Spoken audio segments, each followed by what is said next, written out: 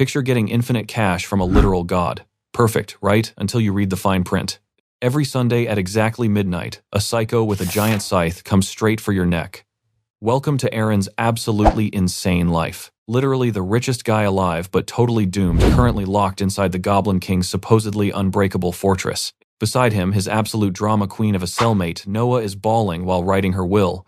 But Aaron, our boy, is just grinning like an idiot. He is praying these legendary goblin death traps can finally stop that scary hooded stalker who has been hunting him across literally everywhere. Guess what? Midnight hits and boom, the entire ceiling starts violently shaking. Turns out an entire monster army cannot save you when destiny comes to collect its paycheck. Real fans already know exactly what time it is. Smash that like button right now to boost the hype. Double check your subscription, turn those notifications all the way on, and let us get right to the good stuff. Time to jump into this absolute banger. Regret hits Aaron like a literal truck. He is mentally screaming about every bad choice he ever made. He finally gets it. Free stuff never comes without a massive catch. Gripping his pen super hard, he realizes this shiny gift was a total scam from day one. He scribbles down that destiny always acts like a loan shark. Always collecting. He jots down a serious warning. Suddenly a voice snaps him out of it asking what he is doing. Aaron waves it off like it is no big deal. Silence. Then he looks up blinking. Wait, what is actually wrong with this girl? Noah stammers, swearing she is fine.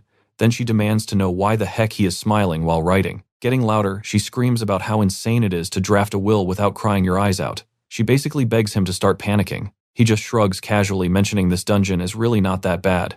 She echoes his words back, completely losing her mind. Hello, we are locked inside the Goblin King fortress. She frantically dumps lore on him, explaining how this boss spent years upgrading his home into an absolute death trap. Rumor says not even top-tier royal knights can scratch the front door. Get this. Some powerful duke once marched a whole army here just to save his kidnapped kid. 0 survivors. Not a single one. The king absolutely soloed their entire force. Aaron instantly leans forward, mind blown. Yep, it is true, she nods, dropping extra tragic backstory details. But suddenly, Aaron is glowing with happiness. A huge realization hits him, totally confusing Noah. His logic, if this goblin boss is actually that overpowered, then his personal stalker cannot possibly break in. Checkmate. She stares at him like he is crazy, completely baffled by his goofy grin. Her lips start quivering, fighting the ultimate battle to not just absolutely lose it. And she fails. Full on ugly crying right there while our guy simply chills against the cold stone wall. Still sniffing beside him, she aggressively wipes her face and curses. Remembering her missing dad and all the cellmates mysteriously vanishing like magic, she decides she definitely needs to leave a final message. Just in case. Glaring through the iron bars at him casually humming a tune, her eyes lock onto the notebook and pen just sitting right on his lap. Taking a deep breath, she hypes herself up and asks to borrow his supplies. He spins around, totally shocked that she actually wants to draft a dramatic goodbye note. She confesses she absolutely refuses to vanish off the map without leaving some final dramatic words. But nope, hard pass. She is halfway through a nice thank you when it suddenly registers. Wait, did he actually just say no? Pure rage takes over, and she immediately bites his head off. He calmly counters that this journal is bound way too tight to rip pages. Her face suddenly shifts into a totally creepy smile. So she offers to just take the whole book. He instantly yanks it away like his life depends on it. He looks away, awkwardly stammering, trying to find a good excuse. He starts whining about how totally crazy it is to share something super private like a literal diary. Oh, she explodes, screaming that privacy is a joke when they are literally about to become monster food. She demands he drop the cool guy act right now and hand over the goods. 0 hesitation. Straight up, no. She just freezes on the spot, utterly dumbfounded and completely triggered. Rage mode activated. She spits out threats and physically shoves herself right between the thick iron prison bars. Bad move. She wedges herself, completely stuck. He just stares blankly. Like, what was the actual game plan here? Cue the waterworks. Mad turns into absolute panic as she shrieks for help. Our boy pauses for a second, covers his face, and just absolutely loses it laughing. Walking over, he calmly lays out a master strategy to somehow unstick her. He grabs her cheeks, steadying her head, getting ready to pull. But wait. A weird sound drops the temperature in the room. Pure dread wipes his smile away. Oh crap, midnight is officially here. The whole ceiling starts vibrating like crazy as they glance up. His voice shakes. She actually found him. Total panic mode. He suddenly remembers the golden rule. You cannot hide. This psycho always tracks him down before the Sunday sunrise. Enter the hooded reaper. Huge scythe dragging with a fresh goblin head just casually swinging around. She is totally ready to slice his head clean off. His mom's voice echoes in his mind. Nothing in this crazy world is actually free. Just remember that she tells him before tossing some random errand his way. his younger self, standing there, blinking, completely lost by the sudden chore. And yeah, that confusion definitely stuck around. Fast forward to now, some literal divine being hands him infinite cash but drops a massive catch.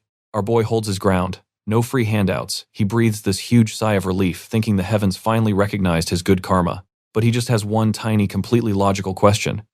If something tries to kill him, can he fight back? The deities answer, brutally honest.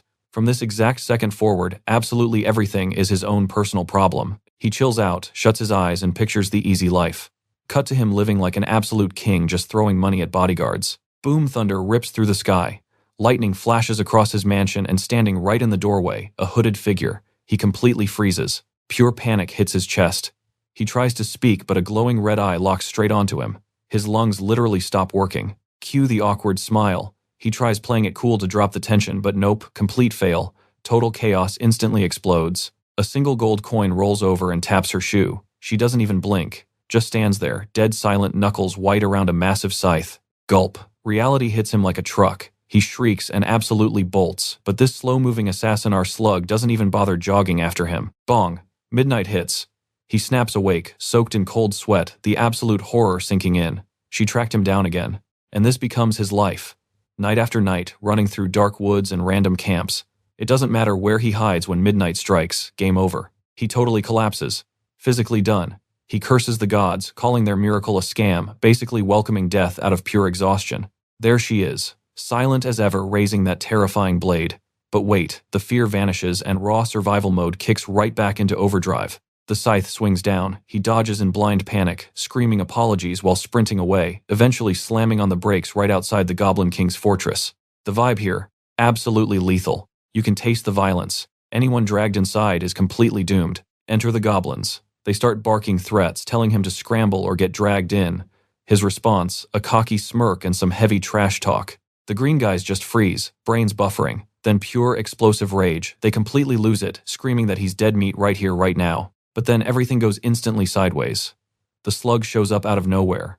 His jaw drops. Holy hell, she actually tracked him to the goblin base. Cold sweat pours down his face. Throat tight. She shifts her grip on the scythe and tilts her head. Meanwhile, Noah silently watches this madness. She actually pauses. He starts desperately begging for his life, and then bam, the wall violently blows wide open. Noah is totally stunned. Aaron hits the dirt to dodge the blast. Both of them shake violently as the slug slowly steps closer. Up goes the massive blade. Aaron's heart stops. He genuinely realizes this is the end. But then Noah screams. She's crying desperately from her cage. It actually works. The slug stops and slowly turns her head toward the noise. Click. Aaron's brain goes into overdrive, his whole vibe shifting to dead serious. Timing it perfectly, his hand dives straight into his bag. The slug snaps back, catching the sudden motion. But too late. He pulls out a little sphere, ready to execute his crazy escape plan. Smash, he slams it down and thick smoke instantly floods the place. The slug gets swallowed by the cloud, while Aaron drops a cheeky goodbye. He bursts right through the broken roof carrying Noah. She is completely lost. They're literally free-falling, and this guy is still yelling insults at the slug. The assassin calmly watches them plummet. Then Pop Aaron deploys a parachute, smoothly breaking their crazy freefall. The slug turns around and walks off. But get this, she stops by the Goblin King's severed head, pauses, and casually kicks it off the cliff. Ice cold. Cut to a different view. The Goblin King's fortress looms through binoculars. White-knuckled hands grip the lenses tight. It's Kent fiercely scouting the perimeter while a squad of mercenaries hides cowardly behind a massive boulder. Kent glares. "Are you guys seriously actual mercenaries?" he asks. One awkwardly nods, yes. Kent tries holding back his temper, demanding to know why they're just sitting there. Finally, one merc steps up nervously, trying to explain the holdup. He stammers out that this fortress is basically impenetrable. Charging in blindly, absolute suicide mission. Kent just glares. He totally loses it, screaming at them to move. He paid a literal mountain of gold, and they need to save his daughter. Dad guilt crushes him. He panics, picturing the absolute nightmare she's suffering through with those monsters. The merc leader internally groans. She was taken weeks ago. In his professional opinion, the absolute worst has definitely already happened. He silently admits to himself without the insane payout he'd never touch this job. Cue Kent holding up a massively heavy sack of pure gold. But wait, Kent raises 2 fingers. Oh yeah, he's offering double. 2 huge bags. Boom. The leader's attitude completely flips. He rallies the boys to hunt the boss. Bystanders whisper these greedy fools chose cash over surviving. The squad marches through town, their faces completely filled with obvious terror and pure confusion. Heavy anxiety sets in. They whisper questioning if this goblin boss is truly that terrifying. The leader is doing the math reputation versus staying alive. He basically decides to dip if things get messy. But then, his face drops. Kent blocks them. Kent completely loses his mind again, screaming for an immediate night attack before dawn. The mercenary leader nods along to a distraction, but secretly, he's plotting an escape route. He gets into position, shouting out the order so everyone hears. Arm goes up. Get ready, he barks. Tension spikes. An unnatural, massive disturbance suddenly ripples right through the canyon. The leader whips around. It's coming from the goblin prison. He just stares at the mountain, completely speechless, trying to wrap his head around the sheer size of the explosion. Kent won't shut up. He screams at them to charge in anyway, reminding everyone he already paid in cash. The green-haired mage, yeah, she's had enough. Shut up, she snaps, her eyes suddenly turning dead serious. A glowing magic circle flashes in her pupil. She's feeling an absolutely insane mana surge from the prison. A violent energy vortex literally wraps around the entire mountain, warping the night sky itself. She stares up completely horrified. This aura, it's an absolute monster. Her face goes pale. Something is horribly wrong. The others start panicking, begging for answers, but she just stammers that the massive mana signature vanished. She's expecting the absolute worst. But Kent pops up right behind them, completely breaking down. He's crying, begging them to stop stalling and save his little girl. The mage and the leader exchange a look. Fine. Reluctantly, they finally agree to attack. Boom! A massive tremor violently shakes the mountain as something detonates. The mercenaries literally freeze in shock. The entire goblin prison is blowing to pieces. Total panic sets in. Kent desperately searches the sky, spotting sudden movement up above. Two figures are falling straight off the cliff. Jaws drop everywhere as a parachute suddenly bursts open right between the canyon walls. It's Aaron. He's drifting down slowly, holding Noah tight. He lands with a solid thud, parachute collapsing behind him, instantly grumbling about what a total mess this rescue became. He glances at the crowd of frozen mercenaries, completely bewildered. Why are there so many people here? He wonders, casually shifting Noah in his arms. But then his face gets dead serious. He spots something. Kent spots his daughter and literally sprints toward them. Aaron freezes up for a second, totally thrown off, but quickly connects the dots. Holding her securely, he gently tells Noah that her dad is here. Her eyes flutter open, looking incredibly confused. The emotions hit her like a truck. She bursts into tears, crying out for her dad. Kent freezes dead, barely breathing, just looking at her safe. But relief instantly turns into pure rage. Kent charges forward, screaming that Aaron hurt her. Our guy Aaron is completely stunned by this wild accusation. But before Kent can even finish yelling thud, the Goblin King's severed head drops. Aaron looks down at the crushed skull, casually mocking the dead boss. Kent starts violently shaking in pure terror as Aaron slowly turns his way. "What was that you just said?" Aaron asks. Suddenly, Kent's tone does a complete 180. He starts hyping Aaron up with ridiculous over-the-top praise. He just keeps awkwardly rambling, making everything super cringe. Aaron stands there, jaw literally dropped. Cut to the Kent family estate under a bright city sky. Bam! A fist suddenly slams down onto a table as pure frustration finally boils over. Aaron is tearing his hair out, cursing his own awful luck. Meanwhile, Noah and Kent are literally pressing their ears against the door. Noah hears Aaron raging inside and completely wonders what on earth he's doing. Kent just purses his lips, mustache twitching comically. "Even true legends have their quirks," he mutters. "Legend, why call him that?" Noah asks. Kent's face softens, gently guiding her back into the living room. They sit down with a fresh cup of tea to talk. He confesses that everyone originally thought Aaron was just some average worker guy. His cautious instincts saved him though. That memory clearly still gives him chills. Noah gasps, totally shocked. Kent gets dead serious. Famous. That word doesn't even come close to describing this guy. He struggles to find the exact words. Finally, he drops it. Aaron is legendary as the lone hero of the Southern Territories. She repeats that title out loud, raising an eyebrow. Honestly, that sounds kinda cringy. Her dad instantly shuts that down. Ridiculous name or not, he says it fits Aaron like an absolute glove. Her mood suddenly drops as reality hits her. Heavy silence fills the room, Kent just quietly watching his daughter shift around uncomfortably. He reassures her, claiming his instincts are never wrong. She just stares, totally lost. He leans in closer. "There is way more to this story. Do you really think this was his first crazy rescue mission?" he asks. Her mind immediately jumps to the absolute worst conclusion, and she hesitantly mumbles her theory. He raises two fingers, immediately snapping her attention right back. He drops the bomb. Aaron once infiltrated a literal demon den completely solo. Her eyes go wide as the sheer insanity registers. No backup, no hesitation. Just Aaron facing impossible dangers alone. He starts hyping up crazy stories of Aaron crushing monstrous bosses single-handedly, always completely prepared. Kent puffs out his chest, placing a hand over his heart like a proud fanboy. He turns away, looking ridiculously pleased with himself. As Noah finally starts piecing together their crazy dynamic, his tone suddenly shifts to completely serious. He explains there are thousands of rumors about him. He introduces point number 1, that weird little notebook Aaron literally never puts down. Noah instantly recognizes it. She clearly remembers that he never ever let anyone borrow that thing. Get this. He claims that book contains every nightmarish monster in existence. Cut to our boy Aaron just scribbling away like an absolute madman. Now on to point 2. See that glider on the table? That right there is Aaron's holy grail. He swears this thing is the only reason he survives his daily encounters with the slug. Point 3 is where it gets dark. Witnesses say his battles, filled with absolute blood-curdling screams.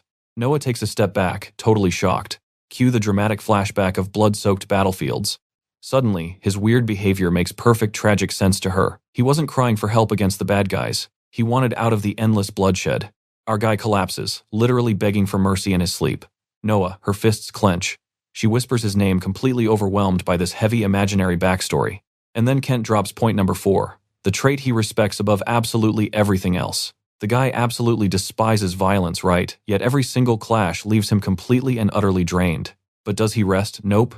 Kent claims Aaron uses every second between fights to rush out and save more innocent lives. Storytime ends, leaving Aaron looking like a deflated balloon. He begs for a timeout, just groaning about how obnoxiously punctual that slug always is. Kent just puts a hand over his heart. Total fanboy mode. He's looking at Aaron like he's an actual living deity. Aaron Noah whispers softly, fists clenched eyes welling up with tears. The admiration is too much. Right then and there she makes a wildly impulsive choice. Panic mode activated. Kent immediately freaks out, scrambling to stop her before she does something crazy. Bam! Aaron slams his hand on the table. Absolutely no way. He refuses to accept his tragic fate and declares he ain't going down without a fight. Fist in the air, he shouts with pure confidence. Meanwhile, the slug literally sneezes from being mentioned, stops for a second, then just keeps crawling. Scene shift. Noah walks over, offering a nice cup of tea. Aaron, just sitting at the table, glances up and throws out a polite no thanks. Boom, she's back. This time with cake. Denied again. So what does she do? Busts out a massive bowl of chicken soup. Classic anime persistence. He practically face plants into his book. Hard pass. She opens her mouth, but he instantly shuts it down. Seriously, do you have absolutely zero plans today? She completely freezes. Awkwardly, she mumbles that she only showed up because she figured he was lonely. Super shyly, she promises she isn't bothering him. Aaron flashes this painfully polite, eyes-closed smile, but internally, he's face-palming hard, thinking you absolutely are. He honestly can't fathom how someone could be this incredibly oblivious to social cues. Flashback to yesterday. He remembers saving her and thinking, wow, she's extra. Then it hits him. His eyes go wide. A total lightbulb moment. He instantly tenses up, grabbing his chest. Time is running out. Cold sweat drops down his face as panic sets in. He is so not ready for this. Poof! Noah pops up right in his face, totally picking up on his weird little freakout. He awkwardly dodges eye contact. It's nothing, he lies. But she just invades his personal space and asks again. Eyes closed, he throws on this fake, confident smirk. He leans in real close and smoothly asks, so, you got any actual plans for the day? Error 404. Noah's brain has stopped working. Cue the dramatic shoujo filters. Her imagination instantly launches into 100 wildly romantic scenarios. She buries her beet-red face in her hands while our boy Aaron just sits there absolutely clueless. Awkwardly, he mentions he needs to step out for a bit. Noah flinches. Wait, is this an actual date invitation? Determination mode engaged. Her eyes practically shoot stars. She agrees with explosive enthusiasm, leaving Aaron completely blindsided by her energy. Noah follows closely behind him down the silent street. Smug face activated. Mentally, she is throwing a massive victory party. Then, out of nowhere, she starts dropping dating advice like an absolute professor. Her theory: when a girl makes the first move, guys short-circuit, overthink everything, and just give super vague answers. She lays out this whole master plan. The ultimate goal here: manipulate the destination, but make him believe he was the one who picked it. Genius. Shooting Aaron a sly glance, she gives herself a mental high five. Then she drops the bait. So where are we heading? She's busy patting her own back when bam, he casually drops the alchemy workshop. Her calm shatters completely. Who picks a spot that incredibly specific? Aaron side-eyes her. Something wrong, he asks. Panic. Noah instantly waves her hands nervously, laughing that everything is totally fine. Boom! Neon city lights reveal the massive alchemy workshop. The two of them stroll side by side down the avenue. She notes it's literally the biggest workshop in town. They hit the front counter only to find the clerk completely passed out. Knock knock. Aaron taps the desk to wake the guy up. Got a second? He asks. The dude groggily blinks, demanding to know what they want. Aaron doesn't waste time, straight to business. The worker physically recoils, taking a huge step back in fear. Noah, just standing there smiling proudly. She struts forward, ready to handle things. But nope, Aaron just slams a heavy bag of gold onto the desk. The clerk is stunned, then instantly furious. Thud, Aaron drops a second bag of gold. Now they're just absolutely speechless. The guy yells, totally offended. Crash. Aaron chucks another bag, coins flying everywhere. He just keeps stacking those heavy sacks. The clerk's brain short-circuits, hallucinating a literal cash mountain. Suddenly, a veteran alchemist steps out. Step aside, I'll handle this myself. Aaron nods casually, tossing another heavy gold bag. The chaotic shop finally drops silent. Look at all that cash lined up on the counter. Noah quietly watches, realizing cold hard cash literally solves everything. Aaron turns his head, asking Jin if that glider puppet is holding up. Odin does not even look up from his tools. He mutters that the inner gears are super fragile and way beyond normal craftsmanship. Aaron casually drops a bomb. He mentions this thing was not just built by some random mechanic but a legit alchemist. He pauses for a second, scratching his head to remember the name. Stall. Odin freezes. He literally shoots up from his chair, completely shook. Aaron just nods, confirming it. Why does that matter? Odin loses his mind. How could he not know Stall is the kingdom's most legendary alchemist? Aaron gives a simple shrug. Oh, cool. Odin screams that calling this guy famous is the biggest understatement of the century. So Aaron casually explains, the guy actually refused at first. But then, he just threw an absolutely disgusting amount of money, until he agreed. Odin turns to stone. He suddenly realizes he might have completely misjudged exactly how much cash we are talking about here. The brutal truth drops like an anvil. That insane pile of gold was just the bare minimum. You can literally see his craftsman pride shatter. This job, way above his pay grade. He just slumps back in heavy silence at the table, completely zoning out the faint background chatter. Aaron leans in, tilting his head. Hey you good man, is something wrong? Odin just glares at his tools, grumbling at them to wait while he finishes up. Aaron smiles politely, giving the guy some space to work. A few minutes later, bam. Odin slams the fixed glider onto the counter. Aaron blinks, genuinely impressed by that crazy fast speed. He flips the gadget around. Wait, was it really that easy to fix? Odin smirks, acting tough. Please, why would a simple job take long? He proudly guarantees this mechanism will never fail again as long as nobody actually uses it. Aaron immediately hits the button and the gears spin. Pop, the parachute shoots right out. Odin twists his face in pure horror, seeing exactly what happened. The parachute symbol is literally a giant middle finger.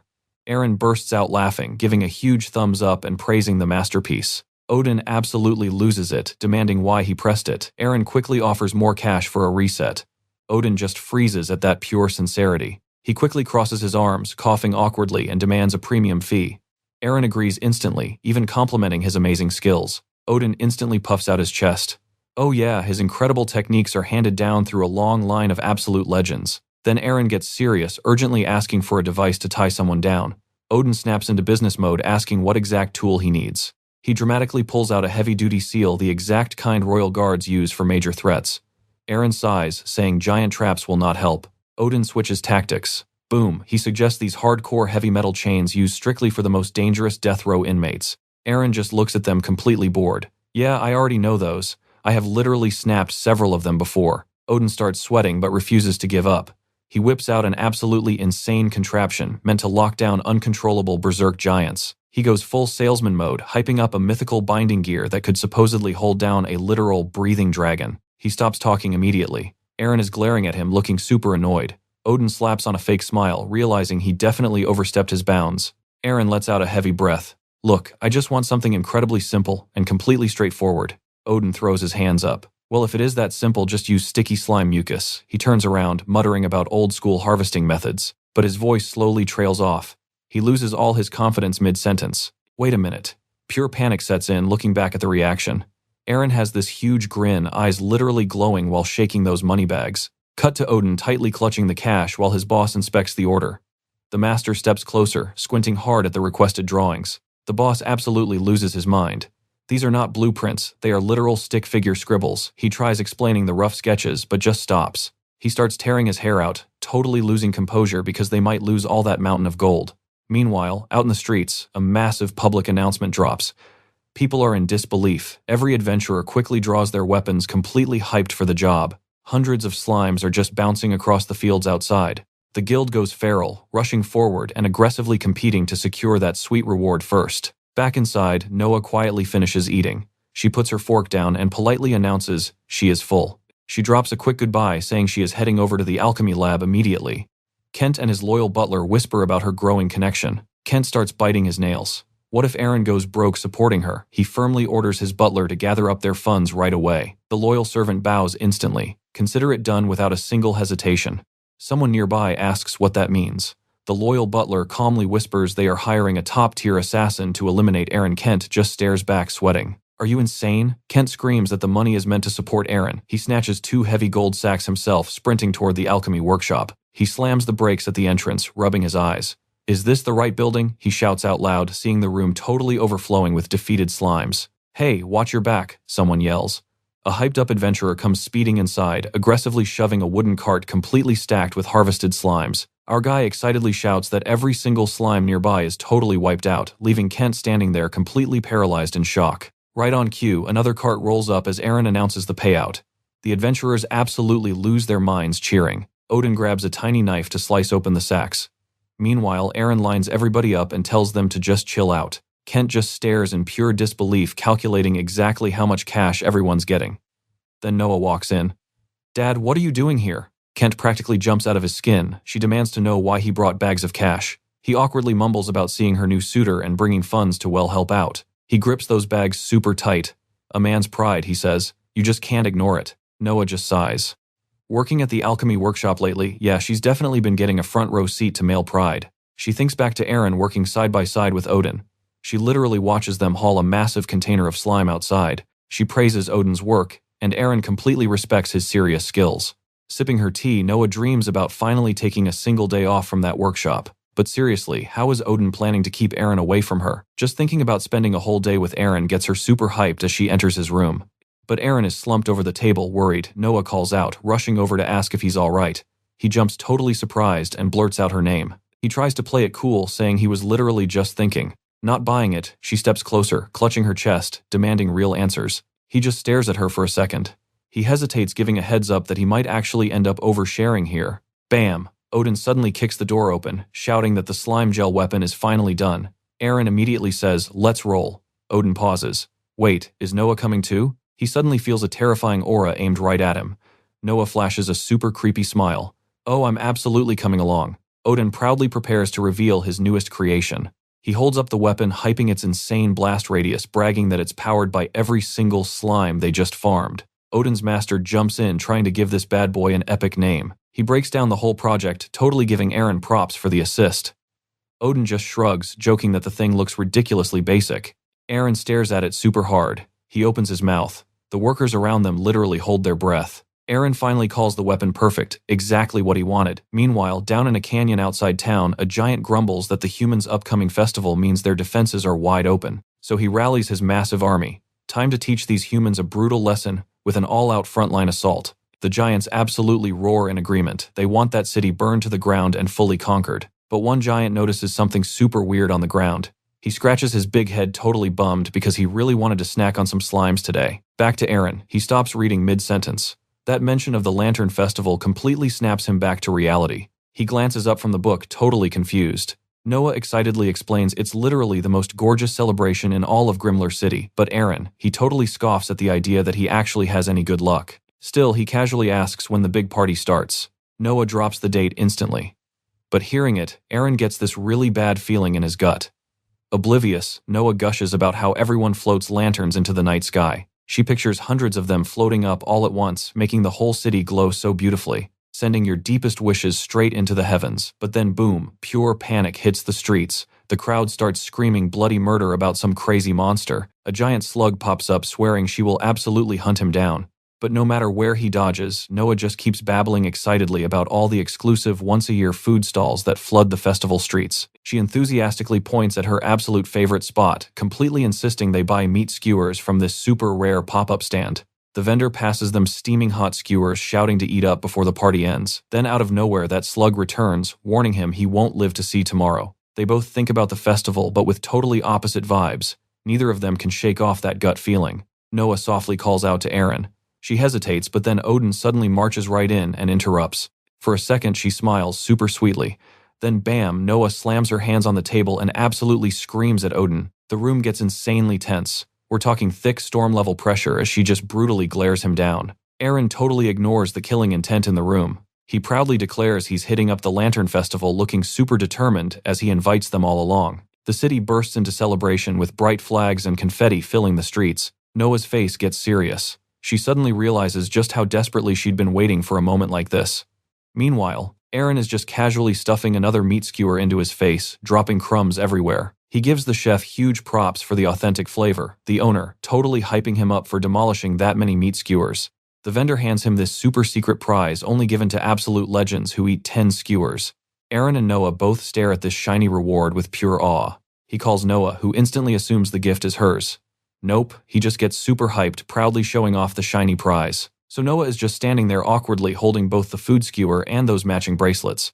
The vendor casually drops a bomb. There were only 2, and someone already bought the other. Noah absolutely freezes. Wait, does some random girl match with Aaron now? Her mind spirals. She pictures some total stranger in the city matching perfectly with Aaron. Panic mode, she orders more food to play it cool while he laughs. But honestly, she secretly notices he actually put the bracelet on. Back in the festival chaos, Noah is nervously chugging way too many drinks. A tiny hiccup escapes. Aaron leans in asking if she's alright. She brushes it off with a laugh, buzzing with excitement. Midnight means one thing here: epic fireworks. Boom! A spark shoots up, exploding into massive colors. They both jump a little, as the fireworks absolutely illuminate the glowing lantern-lit streets. Noah turns to him, eyes sparkling, pointing at the sky. Aaron, just quietly watching her. It hits him right then. He hasn't felt this peaceful in ages. She casually mentions she normally does this alone. Her dad, always working, never around. He instantly apologizes and says he needs to bounce right now. She actually admits that hanging out tonight was genuinely amazing. Then boom, the ground literally shakes as an explosion blasts smoke and debris everywhere. A guard screams in pure terror.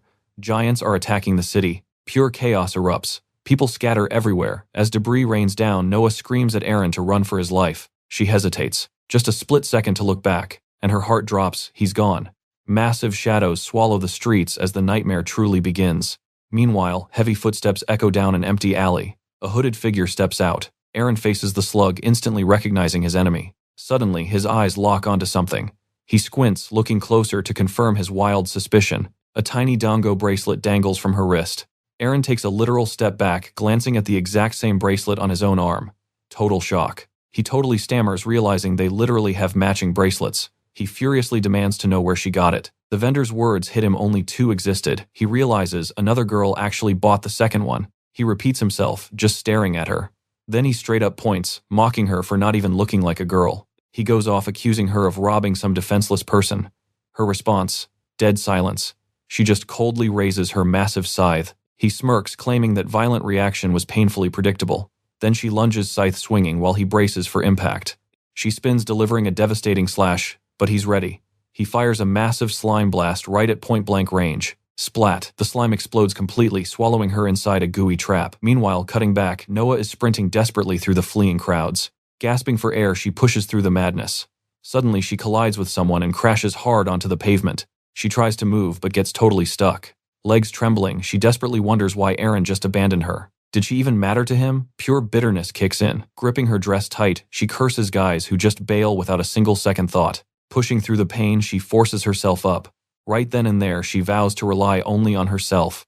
Her gaze turns icy. Wiping away the tears, she completely shuts off her emotions and swears she is going to survive. Aaron lowers his weapon, checking out the results. He stares at the massive slime blob, wondering if the crazy plan actually worked.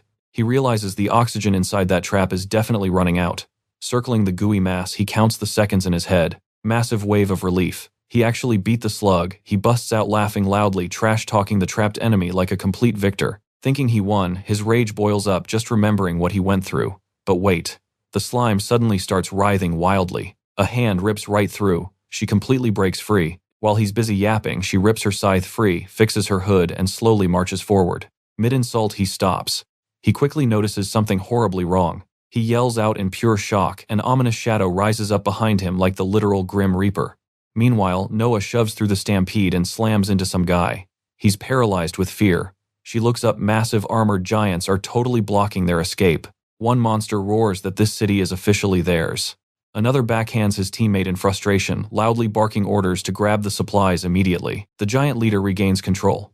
First priority, secure the sweet loot. Secondary objective, start wiping out all the terrified civilians. The brutes nod, getting the most horrific orders possible: grab the kids for dinner and crush any adult trying to play hero. The Titans march forward as panicked locals scramble backward.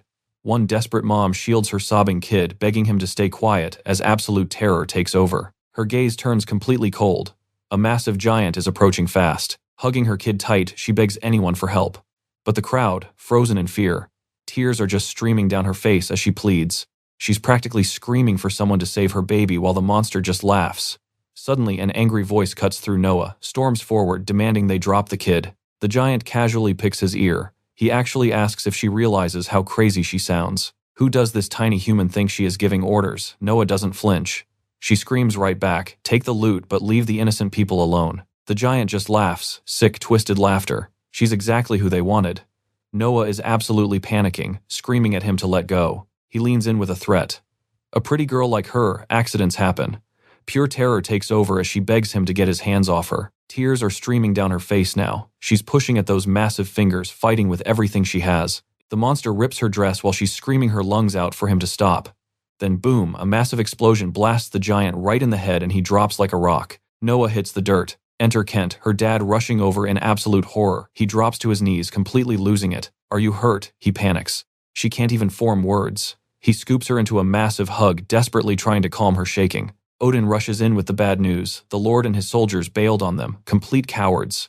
Noah stammers, trying to process it. Wait, the giant is back up. He mocks their escape plan. Getting blasted by that alchemy cannon actually pissed him off and he smashes his own head to wake up. Pure rage takes over. He declares everyone is dead meat. Kent charges forward, sword drawn. He swears this monster will die before touching his little girl. The ogre laughs and accepts. Instantly, Kent hilariously backtracks. Whoa, just a figure of speech. Classic dad logic. But Noah grabs a blade, screaming she'll fight to protect him. Kent is begging her run away with Odin. Meanwhile, the giant just spreads his arms wide. Come and get it. Odin locks and loads his cannon, promising backup. Noah is absolutely buzzing with fury. Sword gripped tight, she stands ready with Odin. Her eyes lock on the target. Pure determination. She screams a battle cry and charges in. The giant smirks, bracing for her leaping attack. Noah Kent screams in total terror. She goes in for the epic strike and immediately trips over her own feet. Splat. She freezes, just absolutely mortified. The giant stares down, bursting into cruel laughter at her epic fail of an attack. He literally hands her sword back. Try again, he taunts, promising not to kill her yet. Then bam. A massive explosion rocks his shoulder out of nowhere. It's Odin. He fires his cannon again, screaming at the monster to back off. Odin grits his teeth, he's not giving up. But the giant, he treats him like a literal mosquito buzzing around. The ogre rushes in and smacks Odin straight across the courtyard. He skids hard. Playtime is over. The giant orders his men to wipe them out. Noah goes pale. The ogre rallies his troops with a sick game. Let's see who can stack up the biggest body count. His monsters cheer, but suddenly heavy footsteps echo. Somebody screams for everyone to clear the way. The giant pauses his trash talk. What is that? It's Eren sprinting down the street like a madman yelling for space. He literally shoves his way through the giants. His dead sprint parts the crowd as people stumble backwards. Lona is right on his heels. One of the giants cracks up, mocking the human running for his absolute life. Swoosh. A total blur tears across the street. Suddenly, the giants freeze, getting absolutely obliterated by some invisible force. Noah instantly tackles Eren into a massive hug, crying that he came back. The crowd absolutely erupts, totally convinced Eren just one-shot the giant himself. Everyone is hailing him as a hero. Meanwhile, Eren looks completely lost while Noah clings to him. Eren jolts, the slug monster is still coming. He sprints through the empty streets with her on his tail. Cut to an hour earlier. Why is she so fast? He pauses by the city walls, catching his breath. Suddenly, a literal miracle ice crystals start forming right on his boots. He leaps toward the massive wall. Do slugs fly? Hope not. He lands on the stone, scaling it like a pro, feeling incredibly proud of himself. His victory is cut short. Big mistake, slugs are wall climbers. She starts scaling right up after him. Back to the present, the crowd is treating Eren like a god. Cold sweat drops down his face. This entire situation is spiraling wildly out of control. The slug slowly glides past the battered giants. All she cares about, that meatball vendor. Honestly, those meatballs were absolutely top tier.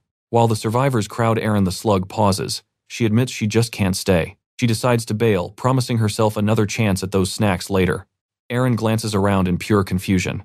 Wait, did the monster just leave? He has no idea why she vanished so fast. Honestly, our boy feels like he survived by absolute pure luck today. The slug reaches out, calling his name. Gasp. Aaron jolts awake in his bed, clutching his chest. Noah is right there, completely freaking out. Noah starts scolding him. She's half crying, completely relieved that he didn't run away again. She recaps the crazy battle while he sits there quietly.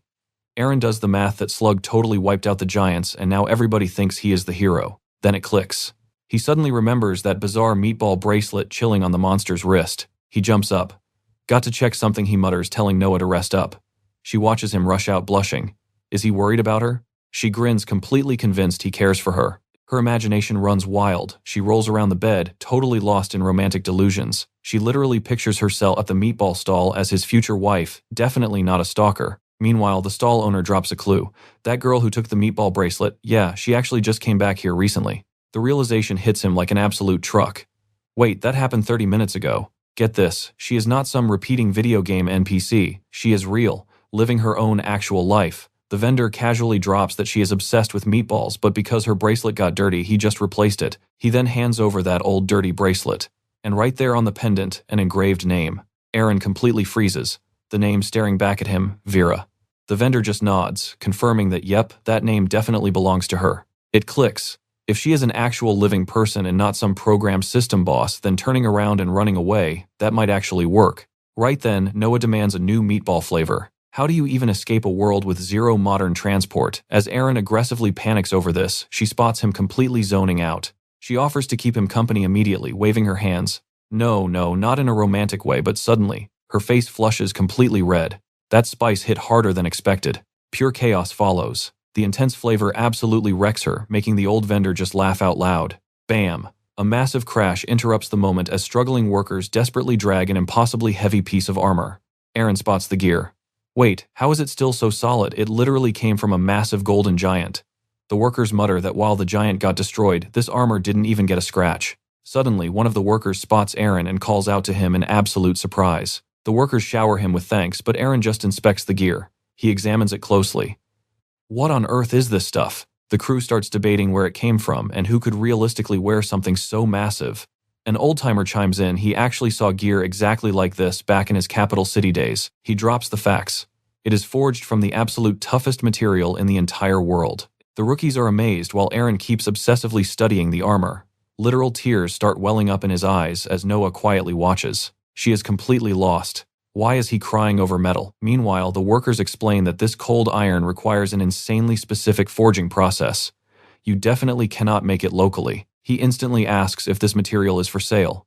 And yeah, he makes it clear, money is no object. The craftsmen awkwardly break the news. Zero stock available. Plus those giants would literally rather die than hand over their tribe's ultimate greatest treasure. Aaron aggressively frowns, realizing his brilliant idea is slipping further and further away. Suddenly, he bursts into tears. He imagines forging cold iron armor would make him completely, utterly invincible. But the blacksmith jumps in cold iron is insanely heavy, like almost impossible to transport. Hearing this, a massive light bulb suddenly goes off in Aaron's head. He slowly lifts his head, staring at the massive metal cage right in front of him. Oh boy. He instantly imagines trapping Vera inside a cage. He loudly announces he is heading up north immediately to forge a cold iron cage on site. The surrounding blacksmiths, they look absolutely horrified as pure panic spreads. Noah's eyes go wide. An idea strikes her, and she realizes stepping up right this moment could change absolutely everything. A romantic fantasy crosses her mind where Aaron deeply praises her absolute loyalty. She pictures locals warning him that giants see humans as mere tools and enemies.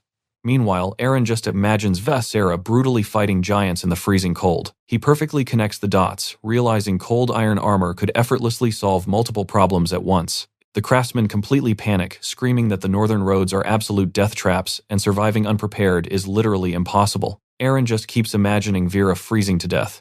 He loudly declares his master plan complete, clenching his fist with absolute renewed confidence. He boldly announces he is going north, challenging anyone brave enough to follow his lead. The entire group instantly steps backward in pure terror, leaving poor Jin completely frozen in place. Odin hesitates, nervously, glancing around as he realizes every single eye is on him. Suddenly, a firm grip closes. Aaron calls his name with absolute terrifying certainty. Aaron tightly grabs Odin's hand and praises him for bravely standing by his side, leaving him totally stunned. Leaning in, Aaron deeply declares their bond, officially calling Odin his absolute closest ally. Odin totally panics, frantically screaming he cannot go because of his strict apprentice contract. A formal transfer document suddenly drops, completely prepared and sealed among piles of coins. Odin is handed over abruptly. A shockingly quiet, simple transaction happens, directly contrasting the massive chaos around them. Odin gets literally dragged across the dirt while Aaron confidently marches forward without hesitation. They both look down to find Jin desperately clinging to the edge, violently begging not to be taken north. Noah gently interrupts the chaos, stepping away as she leaves to speak with her father. Crouching beside a totally exhausted Odin, Aaron confidently assures the guy he will be paid properly instantly, offering him a seriously generous monthly payment. Aaron and Odin boldly stand before the massive building that houses the local merchants association. Odin questions why they would enter a place driven entirely by pure greed and profit. Nearby, a furious employee violently complains about margins, while Aaron and Odin quietly watch from a distance. The man finally notices them and turns around.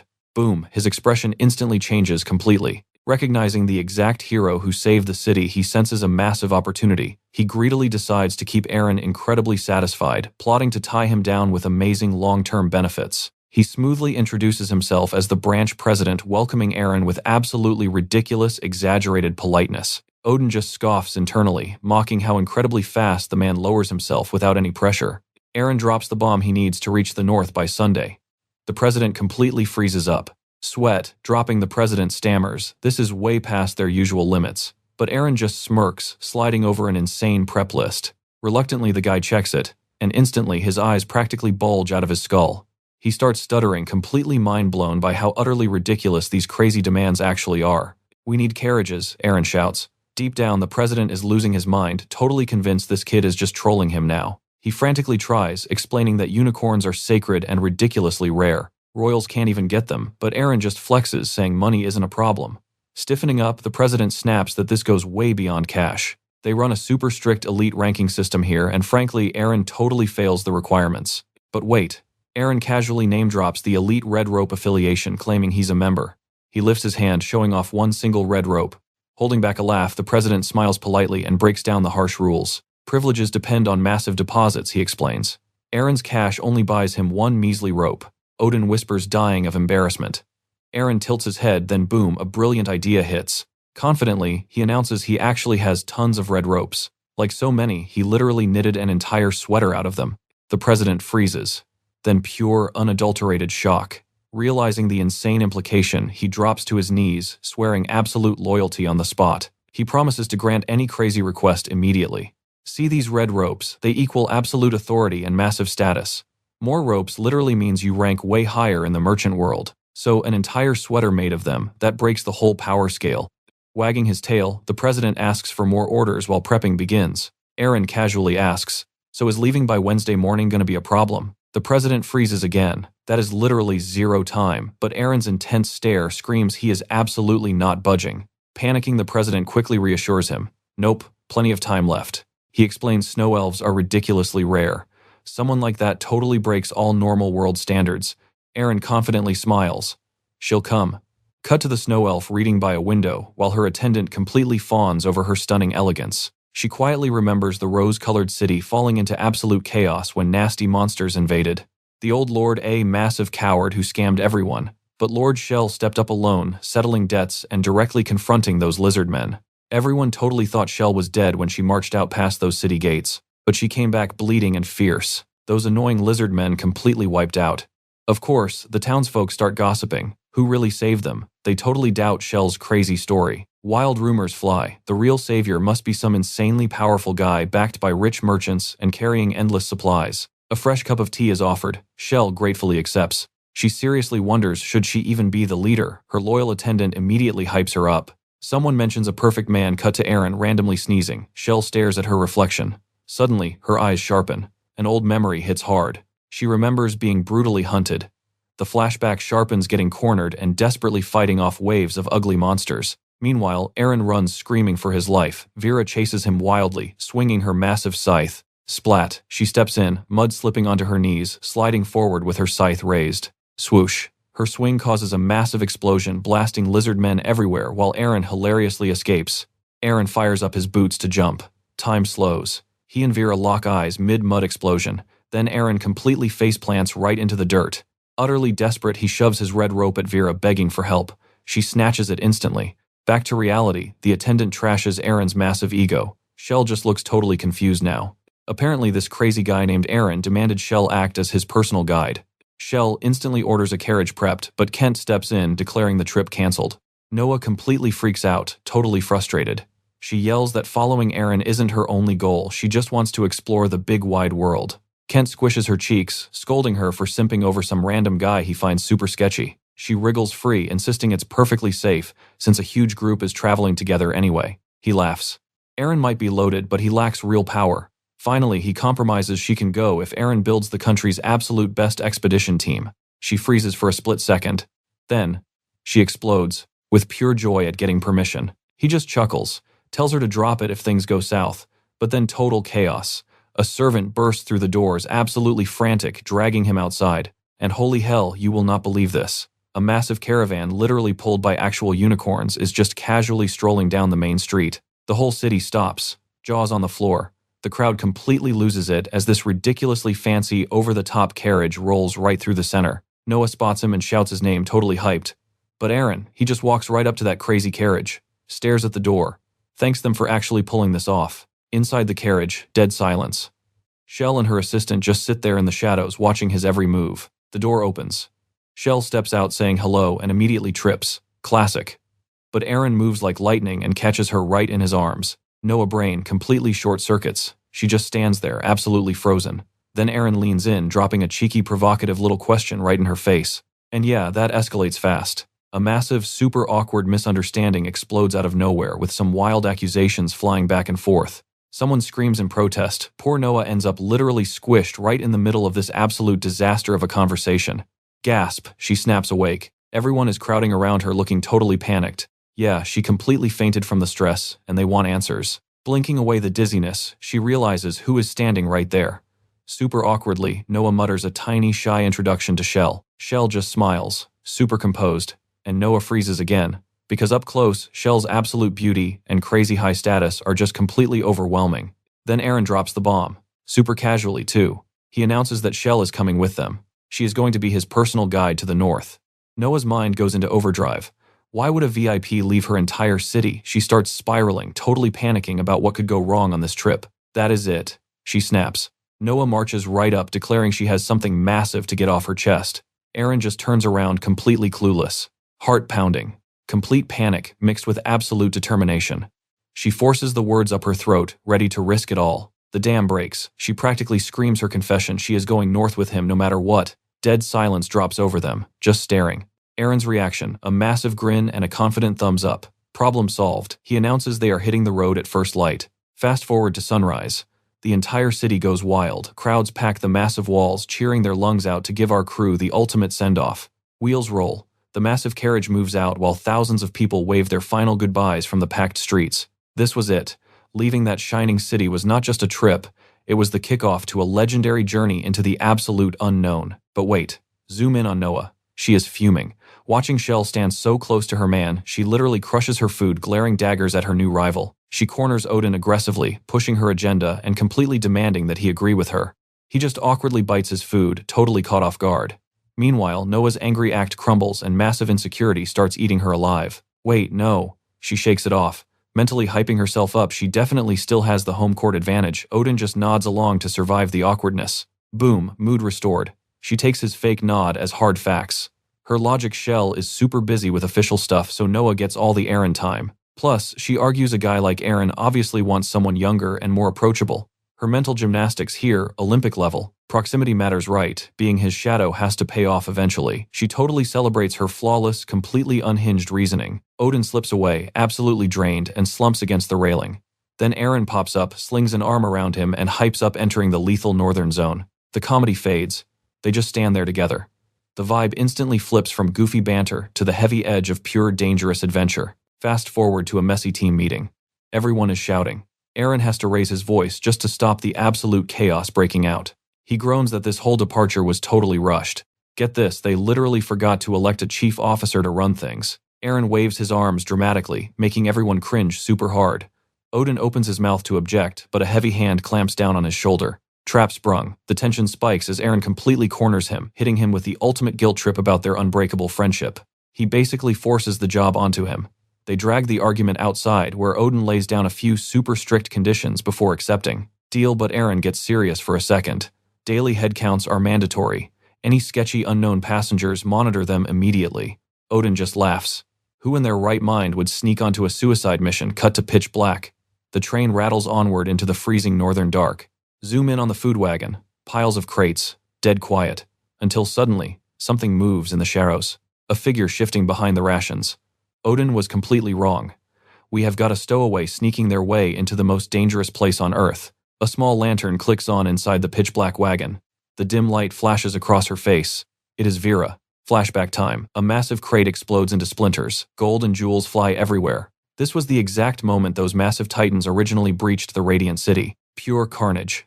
One giant just watches in absolute horror as his buddies get completely dismantled.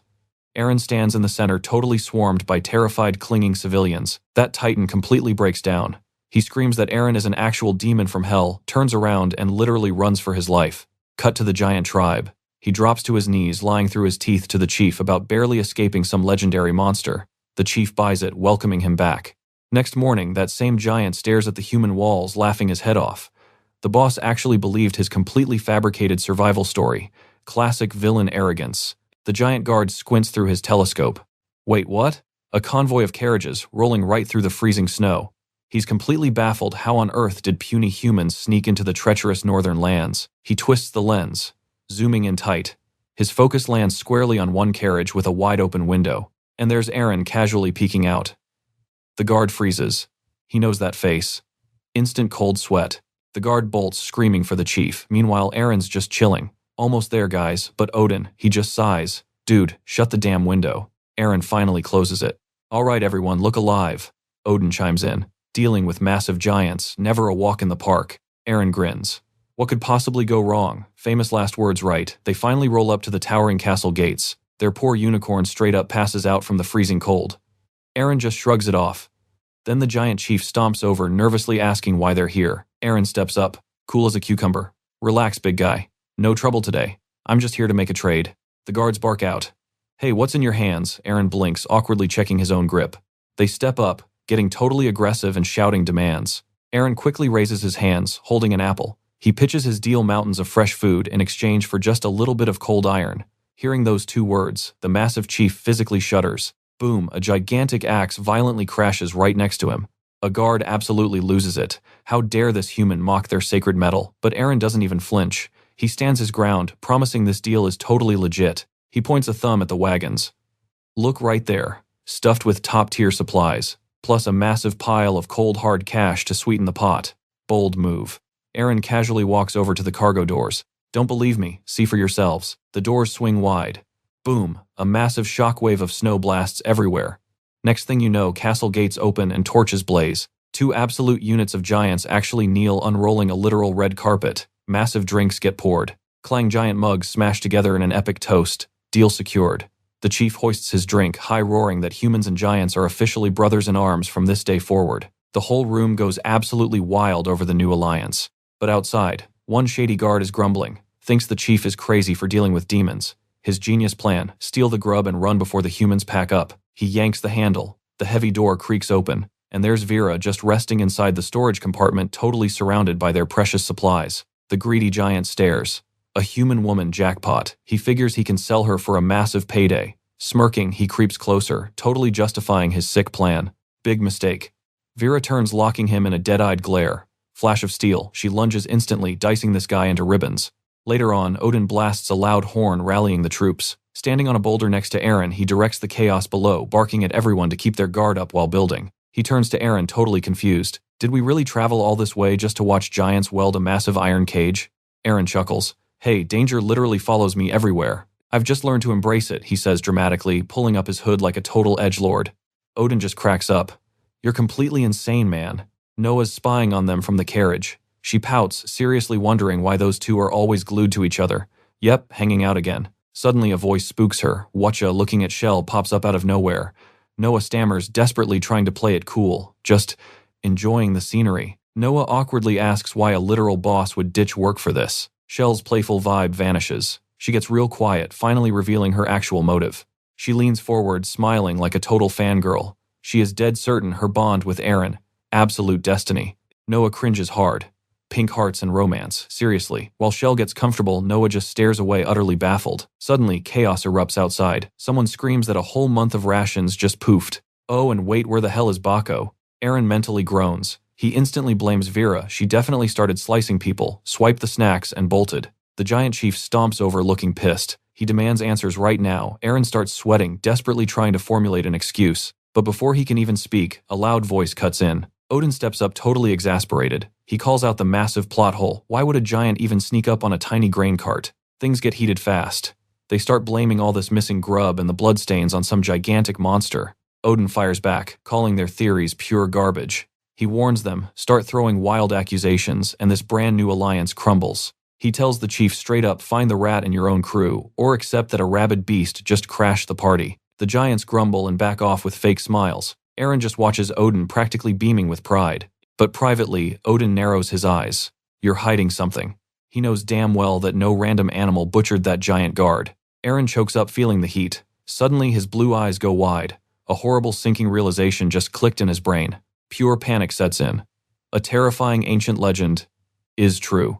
Legend talks about this ancient village that seriously pissed off a cruel god. Pure destruction and terror followed. But then, one lone warrior stepped up, taking the entire village's curse upon himself. He swore the deadly demon hunt would target him alone. Bound to this absolute nightmare of a curse, the warrior spent his life endlessly running. The twist: even when the villagers thought they were saved, death had already claimed them. Hearing this, Odin is completely rattled.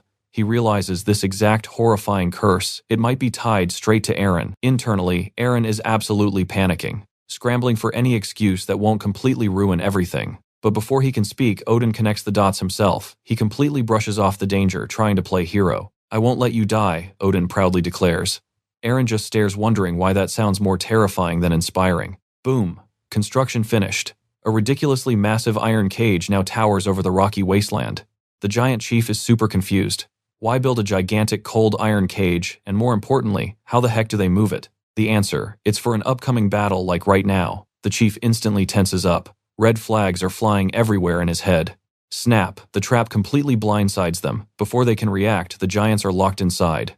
Total chaos erupts. The giants scream about betrayal while Eren, he just flashes a cheeky peace sign with the smuggest smile ever. Later, Noah asks why Eren is wandering alone. He casually mentions how someone has been annoying him forever, just this constant, totally unwanted presence. Noah completely freezes. She thinks he means her. Tears start welling up as she completely breaks down, terrified he secretly hates her. Panic mode activated, Eren scrambles, desperately explaining he meant someone else entirely, not her. Meanwhile, Vera. She's standing silently in the heavy snow, eyes locked on her target, ready to end this. Suddenly, a giant woman pops up behind Vera. Why wander alone in this freezing snow? With zero hesitation, the friendly giant drags her inside, away from the dangerous cold, hyping up tonight's massive feast. This traditional meal, the giant cheerfully explains, is super hearty, guaranteed to warm you up. Back with our guys walking through the snowy village, Eren casually reminds everyone the giant chief invited them for dinner. Odin's trying to strategize. He points out a glaring issue: if they actually knew what this demon hunter looked like, they could make a real plan. So Eren drops the details. He describes Vera perfectly, from her deadly weapon straight down to her exact height. The chief welcomes them with way too much enthusiasm. We're talking exaggerated, suspicious warmth here. They head straight for the table. While Odin double-checks his hunter sketches with Eren, the chief is plotting his grand plan, drugging their drinks with a heavy sedative. Because humans are sneaky, right? The chief is totally convinced they're plotting something with the beverages. Time to move fast. He tells his buddy to keep quiet. But of course that giant instantly gossips the secret plan to another. Classic telephone game. The elder tells a younger giant. Noah hears the whole thing and her blood runs completely cold. Fists clenched tight. Noah makes a hard choice right there this time. She's absolutely going to be the one protecting Eren. Eren stares at his cup. Is that slime? The chief practically shoves it at him, proudly hyping it up as some super rare honor. Tension thickens. The chief pushes hard while Eren silently calculates his next move. Thud. Eren slams the cup down, buying precious time. All eyes on him. He stands up, announcing he has something to say. The giants lean in, totally curious. Aaron spins this wild tale about goodwill and cooperation. He raises his hand, claiming he's seen literal prophetic visions. Hours drag on. Night falls. This supposedly quick banquet is now delayed way past schedule. Freezing snow dumps off the rooftops outside. One poor, hungry giant is just huddled by a tiny fire, miserably roasting meat. Finally, mercifully, the epic speech ends. The giants are completely lost. Aaron claps his hands and yells at everyone to dig in. The entire hall goes absolutely wild. The giants cheer, celebrating the fact they can finally eat. But nope, that heavy wooden cup gets shoved right back at him. They demand a toast. Aaron thinks, hey, maybe one tiny sip won't kill me. Pure panic, Noah sprints forward to stop him just as the cup reaches his lips. Aaron freezes, totally confused, staring as she screams his name. Hand outstretched, she lunges forward. She desperately screams at him to drop the drink. Bam! Cup back on the table. Noah plants herself firmly in front of Aaron, fiercely shielding him while the entire hall stares. The chief sweats nervously, laughing it off. He swears the drink is harmless. Noah's not having it. Prove it, she snaps. Drink it yourself. The leader should toast first, right? Trap the chief reluctantly agrees, muttering about the tribe's future.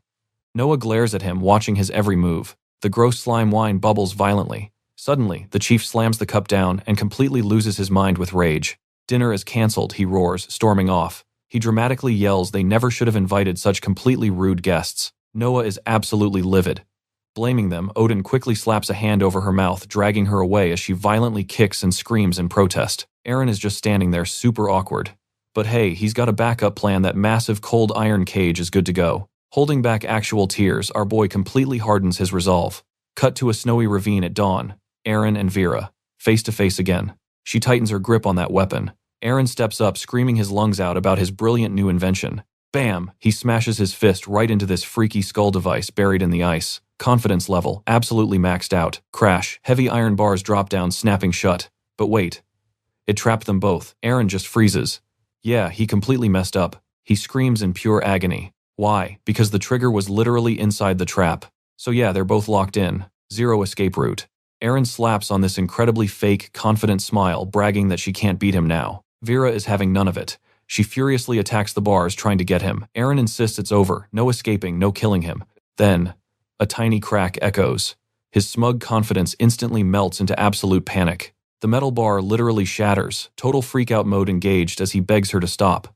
Vera dead silent, just giving him this terrifying icy stare. She casually wedges her massive scythe into the crack, grinding it right down. Oh, he forgot one tiny detail. Cold iron is basically paper against magic. Now he's terrified she's going to use it on him. Clang. A huge chunk of metal drops. He flinches hard as she starts squeezing through the opening. Aaron is basically screaming at her to back off. The gap's too tight, so she just keeps destroying the bars.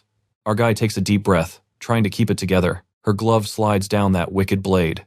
Suddenly, the bracelet on her wrist starts glowing, and that catches his full attention. He squints, whispering her name like he can't believe it. She drops past the broken cage, but suddenly, ding.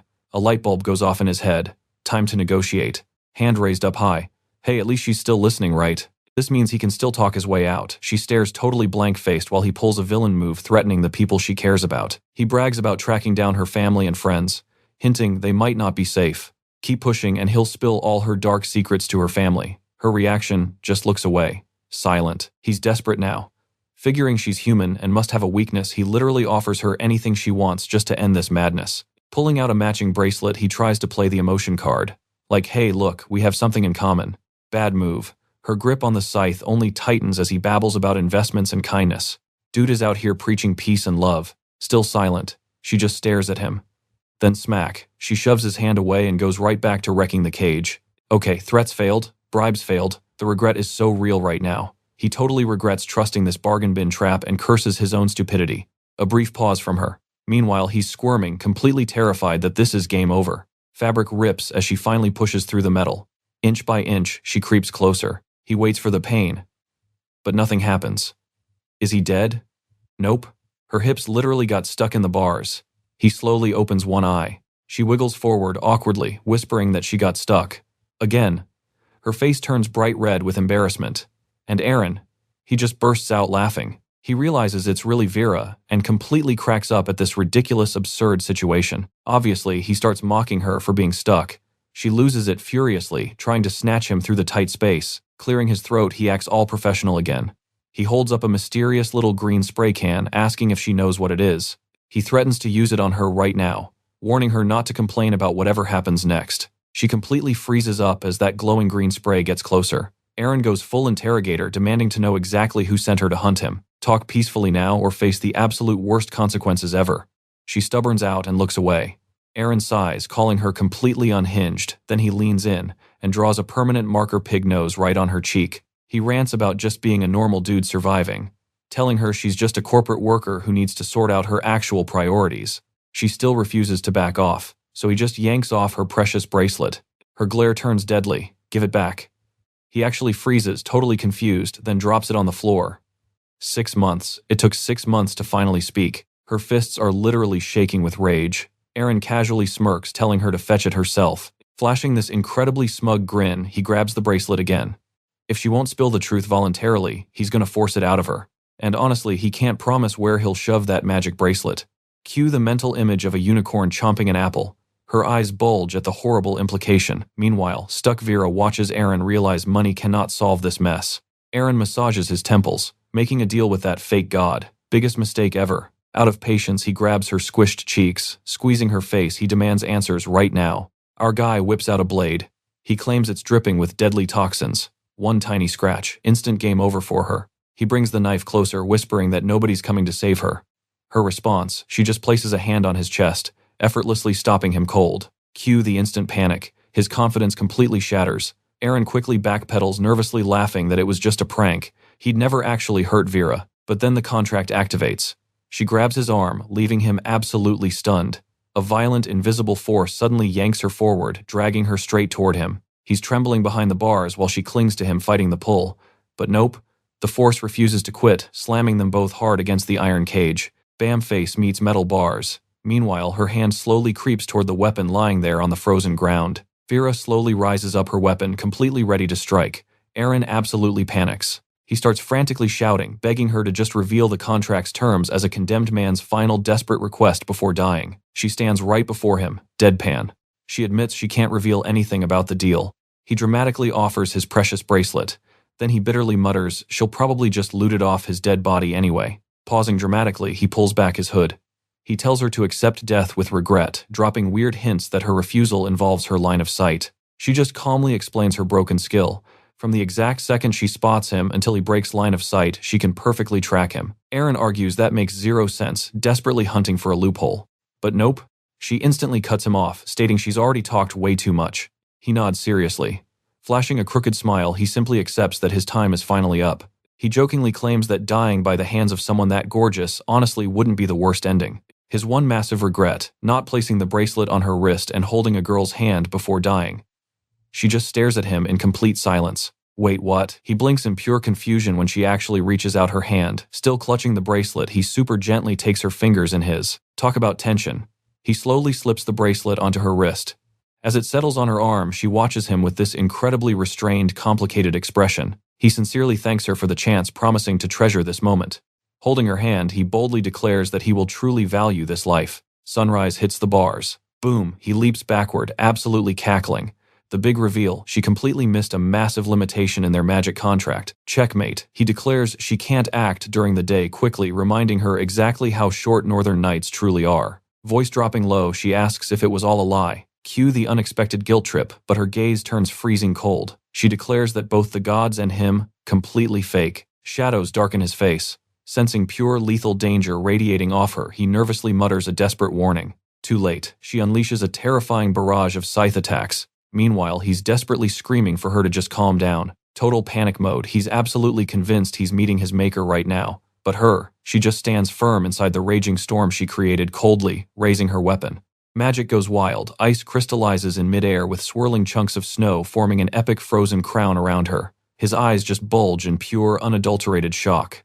A distant mountain is literally sliced right in half. He jumps in sheer terror as the ground directly behind her collapses from the insane force. He screams that cutting an actual mountain in half is way too far, but whoops, massive snow bursts down the slope, throwing them both flying from the ridiculous shockwave. With absolute fierce resolve, she angrily declares she will never let him escape. Meanwhile, Aaron is literally free-falling, just helplessly watching the snow drift all around him. The frozen cliff glows beautifully under the setting sun. Some giants are watching this chaotic aftermath. In complete stunned silence, they desperately try processing exactly what just happened. One giant hesitantly mentions seeing Aaron walking around there the day before. The massive chief immediately freaks out, urgently demanding a full explanation. Suddenly, a hand smacks down, gripping the icy cliff edge. The giant's eyes absolutely bulge as Aaron aggressively pulls himself up, rocking a seriously fierce look. She touches down lightly right before them. Aaron casually looks around, asking why everyone is gathered there, acting like absolutely nothing crazy just happened. Boom. One giant immediately drops to his knees on the ice. The rest follow, bowing deeply and instantly swearing absolute eternal loyalty to Aaron. They frantically beg for divine power. Meanwhile, Odin furiously demands to know exactly what really happened the night before. Aaron plays it totally cool. Calmly admitting his memory is fuzzy, he tells Odin to drop it while a massive giant carries him away like royalty. Odin keeps angrily shouting for answers. He bitterly complains that literally nobody ever bothers explaining anything to him. Amidst the chaos, they finally return back to the giant's castle. Still desperate, Odin persistently taps Aaron's shoulder to get his attention. Leaning in close, he quietly begs Aaron to just explain what actually happened last night. Aaron sighs, replying that it's simply too hard to talk about. Odin is not letting this go. He insists it's crazy Aaron wants to forget such a brutal, epic fight. Pressing harder, he begs Aaron to at least drop the demon's name. Aaron totally hesitates before answering. Right then, Noah appears outside, casually greeting Odin and asking about Aaron. Trembling, Odin starts quietly muttering Vera's name. Walking up to Noah, he cryptically declares that everything suddenly makes sense, leaving her staring at him in complete confusion. Noah completely loses patience, telling him to seriously get a grip. Crossing her arms, she sharply scolds him for acting so weird. But Odin is dead serious. He insists, just hearing that forbidden name deeply shakes him sharply, warning her never to interfere with names given by Aaron. Noah absolutely snaps, declaring Odin has completely lost his mind. Right on cue, Aaron cheerfully greets Noah, casually asking how she's enjoyed the past few days. She softly repeats the question to herself, while recalling things wildly, mixing imagined closeness with totally chaotic memories. But those memories' reality hits way harder. Thinking she actually had a blast, our guy casually offers to leave the whole team behind so she can just stay and chill there forever. Wait, right there, she screams, absolutely furious. Where exactly did he think he was running off to? Deadpan, he drops the bomb he's leaving to find his absolute number one woman. Bam! She punches him square in the face, calling him a total idiot. She runs off crying, leaving our clueless hero standing there completely baffled. Rubbing his stinging cheek, he grumbles to himself. Then Aaron just turns and starts furiously scribbling away on a board. His expression shifts. Pure focus mode activated. Staring at a board packed with crazy symbols, he reassures himself. Sure, this run was a total disaster, but the intel, that will definitely save him next round. Time for a manual search to find the key to all this. He begs Shell for help, describing the target humanoid ridiculously rare and giving off totally otherworldly vibes. Shell stays totally chill, asking for exact details. Heightface, who is this? Without hesitating, he confirms his target is a female. Shell pauses for a second, then nods, kicking off the massive hunt. Back at his own turf, he makes it completely clear. This is literally life or death, and he's betting everything on her finding this girl. But naturally, she totally misinterprets this as some epic romantic confession. Blushing hard, she suggests getting a proper portrait drawn up. Since the stakes are massive, he agrees that a visual aid is a solid idea. Kneeling in the snow, he wonders, where do you even find a decent artist out here? Suddenly, a redheaded girl goes flying past, getting hilariously dragged by an angry unicorn. Scrambling around, she yells that she's the official expedition artist and those flying papers are crucial data. He bends down, snagging one of the runaway pages. And guess what? It's a ridiculously detailed sketch of his own face. Sitting beside her, he questions her drawing skills. She instantly flexes her hyper-realistic style. He hesitates, searching for a nice way to phrase it, then just tells her to redo the whole thing. Meanwhile, friendly giants wave goodbye as Aaron's caravan finally rolls out. The giant chief literally cries tears of pure joy. Thank the heavens, those walking disasters have finally left. They trek across the freezing wasteland. Aaron checks out the final drawing. Yeah, it's pretty accurate, but something just feels super off about it. The sketch Vera striking this insanely seductive pose. Aaron just stares at it, completely speechless, complaining she looks way too godlike and strangely familiar here. The artist casually mentions she definitely never expected to see that crazy outfit again. She explains how during a past trip she spotted some weird cult-like villagers wearing those exact same clothes at a festival. The realization hits him like a truck. Cut to the city, absolute chaos and massive cheering as our boy finally returns. Straight back to the merchant guild he goes. Smash hand hits the table. He demands they use every single connection possible to track down the girl in this drawing. Sweating buckets, the guild president grips the paper. Aaron doesn't care, blank check, whatever it takes. Out of nowhere, Aaron is completely surrounded. an entire army of massive, disgusting snails. Pure panic sets in. What the heck is going on? Then catching a glimpse of her, he screams Vera's name into the madness. Vera just strolls through the slime. Bam! He snaps awake, realizing that nightmare just haunted him again. Drenched in a cold sweat, he shudders just thinking about that ungodly number of snails. Knock on the door. It's the president excitedly confirming that wanted posters for the girl are already plastered all over the country. The old guy chuckles, joking that even overpowered heroes cannot forget their first love. Just a normal guy, tempted by romance. He relentlessly teases Aaron, desperate to know who stole the big guy's heart, but Aaron totally ignores it. Aaron's response is priceless. This woman is so insanely dangerous, she won't just make your heart skip, she'll literally stop it permanently. Outside, absolute festival mode. Huge banners everywhere, confetti raining from the sky, and an absolutely massive crowd hyped out of their minds. Taryn looks around, things are way crazier than normal. The president proudly declares it's a massive welcome home party for their heroic savior. Get this, there's a giant mural of Aaron's face. An artist is up there completely over-exaggerating his supposedly epic battle against those terrifying giants. She's hyping everyone up, claiming Aaron triggered a massive miracle that literally sliced a mountain right in half. The crowd totally loses it. One lady sighs, dramatically whining that her poor husband could never compare to Aaron's epic bravery. The artist reveals another sketch showing Aaron casually drinking with the giant chief. Meanwhile, everyone's fawning over a trio of unicorns. Sacred divine kids are tossing them apples until one misses the mark, and suddenly pure chaos erupts. Someone gets forcefully kicked away while a mysterious trio silently watches the chaos. One complains about causing a scene in broad daylight, but another says, "Keep quiet." The intense female leader steps up. Their mission is stealing back that unicorn, and failing means extreme consequences. She approaches a child, quickly apologizing for her loud companion. The guy smirks, bragging that he is actually the guild leader's son and she is only here to protect him. The woman and kid totally mock him for acting like a clown. Oh, he loses it, screaming and threatening them to just wait until his uncle kicks the bucket. Furious, he screams he'll do whatever he pleases. But the president calls him a total animal while delivering a savage kick right to his back. He bluntly states this guy is only here because of his daddy's influence. The guy snaps back. Is the one who secured the unicorns any different? The president immediately points at Aaron. He is a hero, totally untouchable, zero comparison. Hearing Aaron's name, the woman freezes. She spins around, marching up to him, desperate to see if it's actually the legend himself. The scholar formally introduces herself. She's from an ancient civilization, fully tasked with getting the unicorn back and studying the literal giants. Aaron acts cool, but he's secretly hooked. Meanwhile, Noah is screaming for her dad at home, crying that their house is completely tainted. Her dad storms in, absolutely fuming about the disgrace. But then, a servant just whispers to him. Instant silence drops over the entire hallway. Click. The door shuts. Noah looks around, completely confused about where her dad vanished. The servant gently calls out her impatience while admitting he might be crossing a line. He hints her recent trip wasn't exactly a breeze. Get this, he watched her grow up and he's totally done standing on the sidelines. He offers to personally coach her on winning her crush's heart. Noah's eyes go wide. Wait, is he actually being serious right now? The scholar drops a bombshell. The ancient king's ruins and that lost mural, they are absolutely crucial to the fate of the modern world. Aaron looks her right in the eyes, sincerely thanking her for absolutely everything. He awkwardly admits he's been tracking a lost race lately, and honestly, the whole mystery is just giving him a massive headache. The scholar gasps in shock. Finding a lost race, that would completely shake the entire world.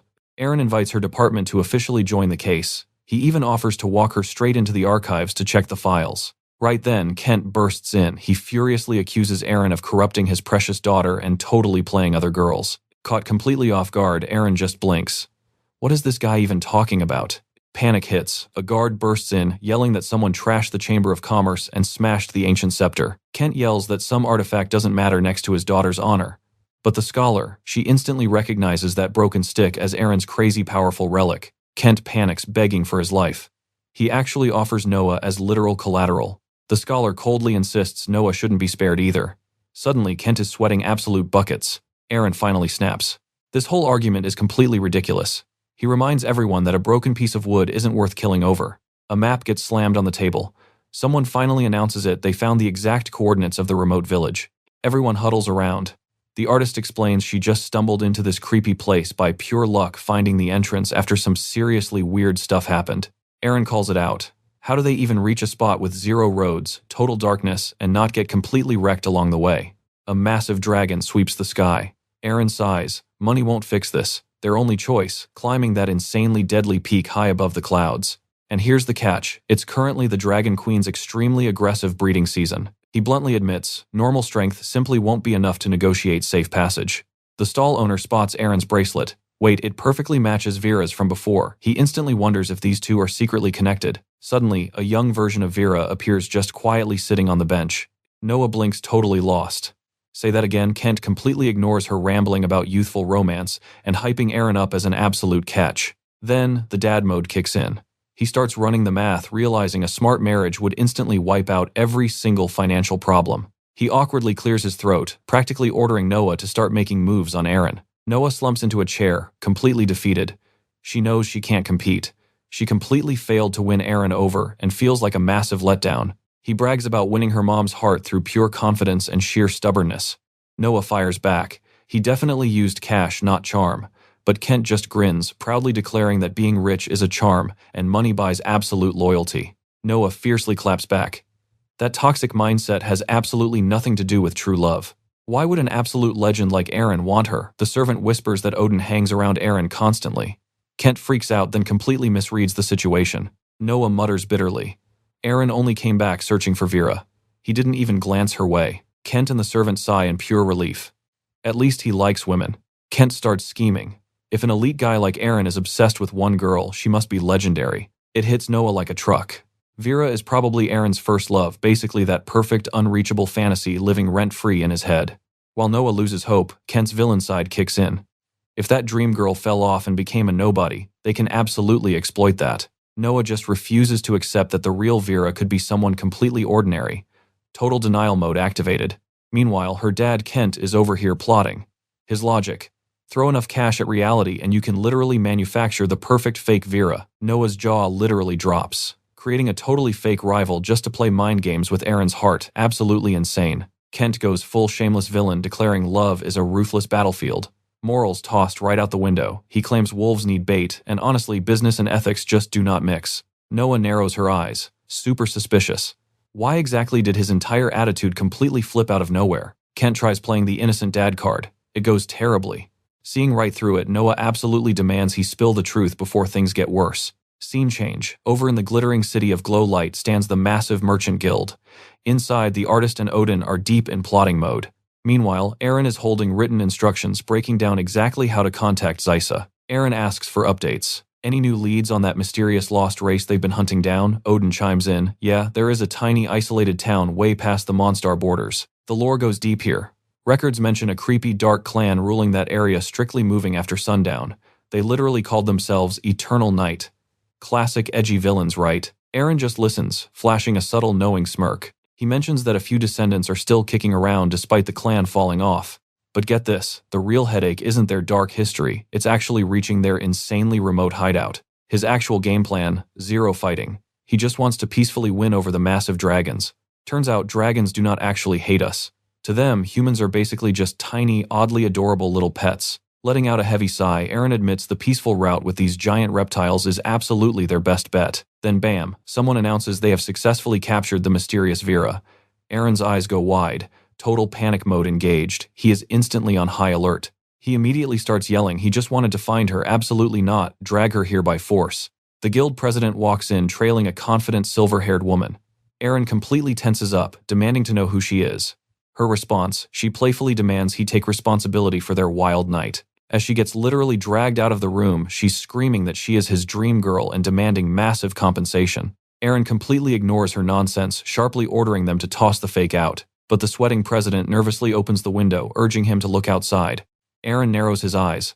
Oh boy, big trouble approaching. Absolute comedy gold. A massive shoving mob of hooded women is outside, screaming insults, everyone claiming to be the real Vera. Aaron just glares murderously at the president. Total utter chaos. The poor president is full-on panicking, sweating bullets, and desperately promising to fix this mess instantly. Meanwhile, Noah is furiously stomping down the street, literally dragging her dad. She demands he apologize to Aaron for trying to sell her. No excuses allowed. She firmly lays down the law. Kent is marching over to apologize right now. Kent is screeching back that saying sorry will not magically pay for that shattered artifact. They are still going to be drowning in massive debt. He grabs her sleeve. Noah stumbles, completely desperate, finally breaking down in tears. She admits she feels totally crushed by this impossible mountain of debt. The guilt is heavy. Aaron literally saved her life, meaning she owes him way more than she could ever possibly repay in 10 lifetimes.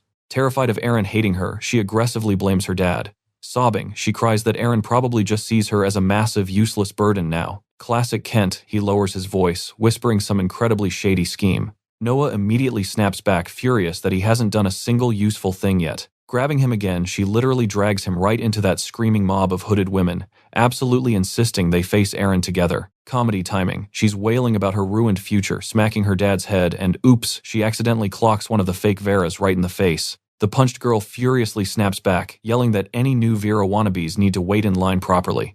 Wait, what? Noah pauses, utterly confused.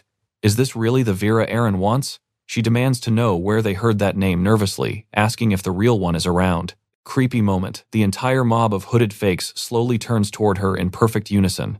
Noah's brain practically short-circuits, trying to process this absolute madness. Two fakes instantly start mocking her, assuming she just showed up to steal the identity for that fat cash reward. Noah frantically waves her hands, loudly protesting her name is Noah. She stumbles through, explaining she is just Aaron's travel companion. The mob absolutely loses it, laughing. They brutally mock her for messing up the fake name, telling everyone to ignore her while calling her dad an old geezer. While the fakes go back to arguing, defeated Noah grabs a flyer and collapses on a bench. She stares hard at the massive wanted poster searching for Vera.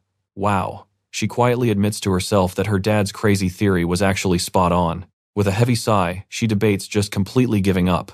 Then her overactive imagination kicks in, picturing Vera dramatically dumping Aaron.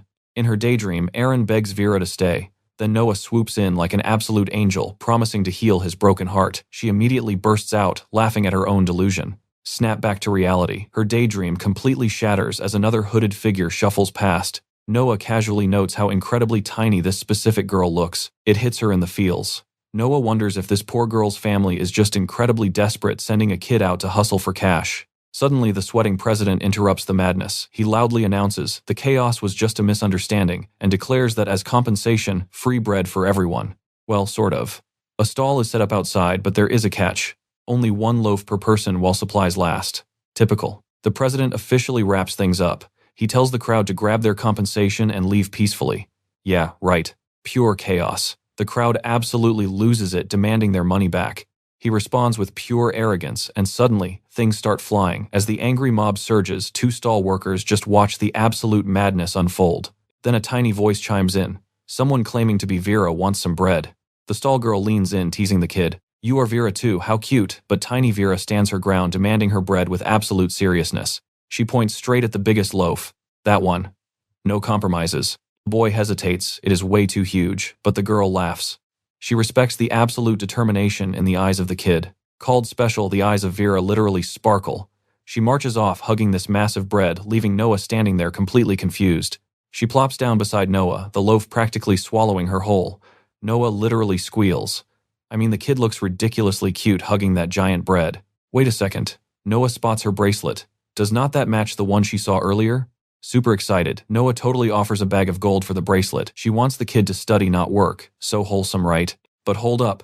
There is only one pair of those bracelets in existence. Suspicion activated.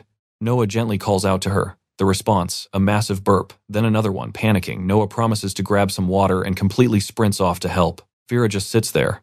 But the second Noah is gone, boom, she is up and moving. She ducks into a dark corner. And get this, the little girl transforms straight into a classy woman in black. Splash, a water cup hits the floor. Noah grabs her chest in pure shock. Was that some kind of crazy magic trick? Vera watches closely as someone checks the courtyard. That absolute chaos from earlier gone. Barely anyone is left standing out there now. Aaron mutters about the absolute madness he just saw. The president apologizes, claiming the angry mob has finally been cleared out. Cautiously shifting gears, he brings up their strategy. Does Aaron maybe need backup from the fancy mage association? Odin chimes in, asking if the president handles hiring too. The president just flashes a shiny partnership plaque. Ever heard of Cradle? He asks Aaron proudly. Cradle. The top-tier mage academy in the capital. Their students are absolute prodigies everywhere. Basically, any magic user coming from that school is guaranteed to be insanely skilled and completely reliable. Aaron flashes this really weird smile. Oh, he definitely has some history with them. Arriving at the main gate, they try to stay positive.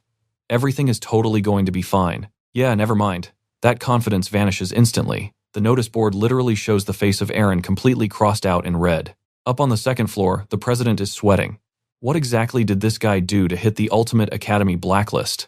Aaron just shrugs. I only got rid of a few people. Casual. The president sighs, admitting top-tier mages are super rare right now. He mentions a distant relative who just graduated. Boom. Aaron snaps his fingers, demanding them immediately, and offering 10 times the normal pay. 30 minutes later, the tension is incredibly thick. Aaron is staring down a pink-haired magic user. Aaron casually grabs an apple as they size each other up. She introduces herself as Seline, totally expecting some kind of shady merchant. She playfully mocks his age, taking a huge bite out of the apple. Impressed by her magic trick, Aaron eagerly wants to try it out himself. She coldly rejects him, munching on her apple. Denied. He flops onto the couch, whining. He seriously needed that escape trick to avoid a certain someone. She scoffs at his arrogance. Magic takes actual time. She brags about mastering it through pure talent and training under the absolute legend, Mage Magdalene. Aaron remembers Magdalene fighting Vera. He silently roots for the mage. But Vera utterly destroys her, he shouts in pure shock. Seline simply explains her master retired. Then she mentions Alan, the absolute rising star. A flashback hits, Aaron cheering for Alan, fully believing a simple mental strike would win it all. But Vera stays completely cool. The attack massively backfires. Alan is left totally exposed and brutally humiliated. Seline notes the magic literally turned against her. Yeah, she admits she has not visited the academy much lately. Wonder why. Aaron abruptly cuts her off. Forget the past, he wants her on the team immediately. Slapping a map down, he points to their target. Time is running out fast. They have to move right now to beat nightfall. Surprised, Seline questions the insane rush. Meanwhile, an exhausted Odin mutters that he actually wants to see a real demon himself. Aaron turns to the window, his voice turning dead serious. Trust him, seeing something like that, it is absolutely not what they want. Suddenly, he freezes completely. He senses a very familiar presence. Noah, he calls out in absolute shock. What in the world is she doing here? Noah isn't letting this go. She absolutely has to say this face to face. Aaron's brain is completely short-circuiting. A younger Vera makes zero sense. Noah gets totally exasperated. Look, the girl she saw isn't the exact same Vera he's obsessed with. She grabs her head in frustration. The memories are totally fuzzy right now. Our guy isn't having it. He snaps, warning her not to mess around because finding Vera, literally life or death for him. Cue the waterworks. She swears she isn't lying. Fine, whatever. He sighs, deciding they just need to keep moving forward. Still, she digs her heels in. She would never ever play him like that. He shoots her a massive side-eye. To trust or not to trust? Moana squints. Suspicious much Odin figures, she definitely tracked them on purpose. Their carriage rolls past some seriously steep cliffs, the awkward silence thicker than a brick wall. Meanwhile, Seline is seriously side-eyeing this entire game plan. Makes zero sense. She facepalms hard, taking this job, massive mistake. And then boom, something absolutely huge smashes into their ride from out of nowhere. They get launched straight off the cliff. Total chaos.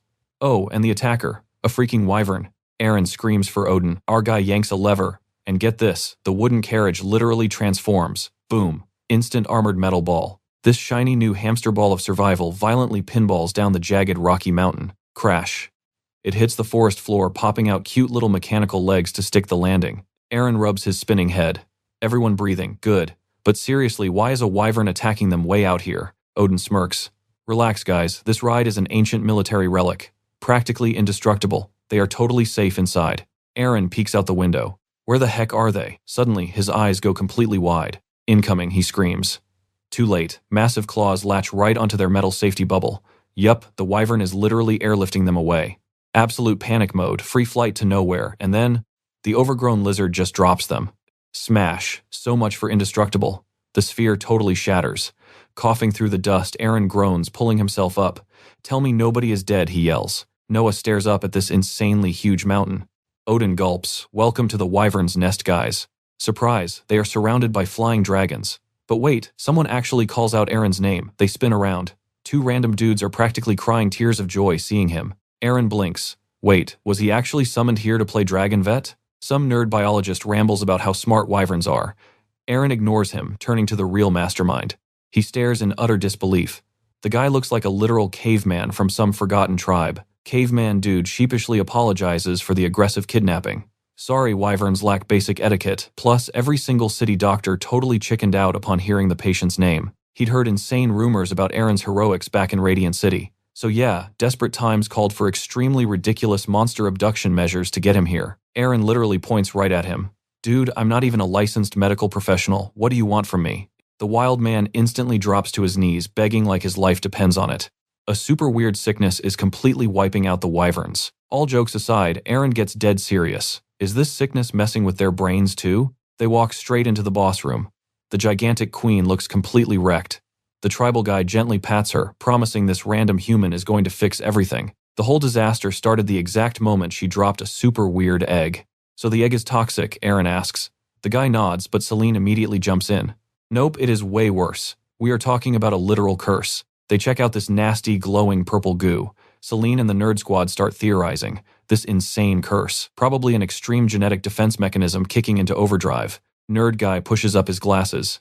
These monsters have kept their royal bloodline completely untouched forever. Introduce some random outside DNA into the mix. Boom. Massive allergic reaction causing this curse. Suddenly, crack. The glass vial holding the purple junk completely explodes. They aggressively jump back. Seline connects the dots. That creepy egg is basically a living, breathing curse generator. Right on cue, the scaly egg starts vibrating under the queen's massive wing. Then it literally floats into the air, pumping out pure bad vibes. Total pandemonium. Wyverns start losing their minds, taking off, and the queen, completely powerless. Caveman guy looks clueless while our heroes immediately tense up. That floating egg starts pulsing like a toxic disco ball. Panic officially sets in. Yeah, this is really bad. Aaron scratches his head. Wait a minute. How did an outsider crash the royal gene pool so incredibly fast? Nerd guy hits them with the absolute truth. There is some serious impurity in this royal bloodline. Aaron is losing his patience. Why can't you smart guys just cure it, Seline sighs. Only one thing works, a legendary purification gem. Cue the lore dump. Magical water elves protect this ridiculously overpowered jewel that instantly deletes any curse. The catch, it is buried deep in the woods and dropping in to steal it, practically suicide. Aaron strokes his chin gears, totally turning. Suddenly, a light bulb goes off. He remembers those weird glow-in-the-dark stones he picked up earlier. Could they actually work? He casually pulls out a belt decked in glowing gems. Seline immediately shuts it down. Are you crazy? Those are sacred relics. Aaron is way too hyped about this. But cue the panic. Odin bursts into the room yelling that the egg got swiped. Cut to the thief, a desperate guy clutching the dark egg, begging them to back off. Noah chases him totally panicking, screaming at him to stop. The guy is basically in tears. He apologizes, confessing his own massive screw-up started this disaster. But nope, not getting away. Splat green slime wraps right around his ankle. The egg slips rolling across the rocks and everyone's hearts completely stop. Aaron strolls up holding this weird gadget. He calls it the Breath of Green, basically his personal, super versatile slime shooter. Handy right. He picks up the egg and whoa. Heavy. Way heavier than it looks. He runs his hand over it, checking the texture. Seline changes her tune. Maybe those forbidden gems can actually purify the thing. Everyone holds their breath, bracing for absolute chaos. And then magic happens. The egg right in Aaron's hand starts glowing with a blinding, pure golden light. Meanwhile, the thief is yelling about the greater good. He demands they chuck the egg into the lake, Aaron and Seline, just utterly confused. Crack. A tiny hand punches right through the glowing shell. Aaron and Noah just stare. Something is actually hatching. Noah is instantly melting, calling it adorable. But Aaron, he's looking at this weird little thing and questioning its bizarre look. Half human, half dragon. Sitting in the shell is an actual baby, sporting gray hair, bright red horns, and literal dragon scales. Wild. Noah tries to play it off just a rare mutation, right? Aaron isn't buying it, and Seline thinks it's the actual curse source. Out of nowhere, a massive wyvern attacks. But bam, the wyvern queen steps in, completely blocking the strike. Panic mode activated. Everyone is freaking out. Why the heck hasn't the curse vanished yet? Aaron narrows his eyes at the ragged guy. Time for some answers. How did an ordinary dude survive out here all alone? The guy takes a breath, then drops the absolute biggest bombshell. He's the father of that egg. Cue the collective gasps. The backstory, classic betrayal. He explains how his own jealous colleagues shoved him right off a cliff, but the Wyvern Queen swooped in at the literal last second. Turns out she actually believed humans and dragons could live in peace. He admits he crossed a major line. Love completely hijacked his brain. Meanwhile, the little horned baby just quietly watches this soap opera unfold. Things get tense. The wyverns start closing in on him, and the group goes into full panic mode as the baby cries. Aaron holds the baby close, sensing this massive shift in energy. Even the angry wyverns stop. They feel it too. Seline steps up. It's over, she declares. The curse is completely shattered. The ragged man just watches, whispering in total disbelief. The giant wyvern queen lowers her massive head, giving the guy a super gentle nudge. He leans against her snout, crying his eyes out as he whispers thanks. Noah is cheering. Love fixes everything, even if love caused this mess. The guy grabs Aaron's hands, absolutely bawling, thanking our boy for literally saving the entire Wyvern tribe from doom. Aaron's super awkward. He brushes off the tears. Yeah, sure, but we need to move. We've wasted way too much time already. Then plot twist, the queen offers to give them a ride. Wait, she can talk. The group's jaws hit the floor again. She casually explains that some ancient magic seal had been locking away her voice and mind this whole time. Aaron doesn't waste a second. Lead the way. She launches into the sky. And as they fly, Noah is still doing the math on human dragon genetics. Seline just nervously laughs it off. They soar between these massive cliffs until suddenly, whoosh, the queen drops and hits the dirt hard. Welcome to Ghost Town Central. They land in front of this ruined archway leading into completely empty streets. The queen drops some lore. Centuries ago, her people slapped a forbidden sign on this place. 0 humans have lived here since. Except, Seline and Noah suddenly spot them. Creepy silent figures just standing perfectly still in the dark shadows. Yeah, definitely not a tourist spot, Noah mutters.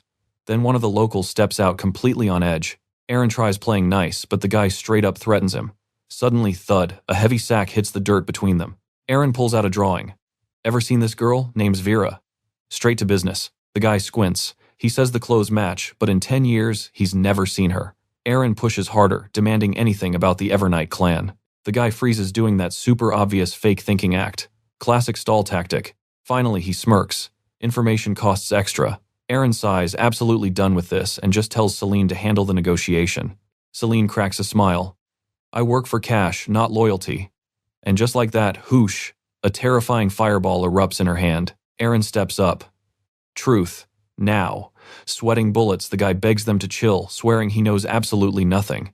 The whole Evernight thing, a complete scam. He confesses, the elders literally made it up during past wars just to survive. Aaron smirks. He knows something.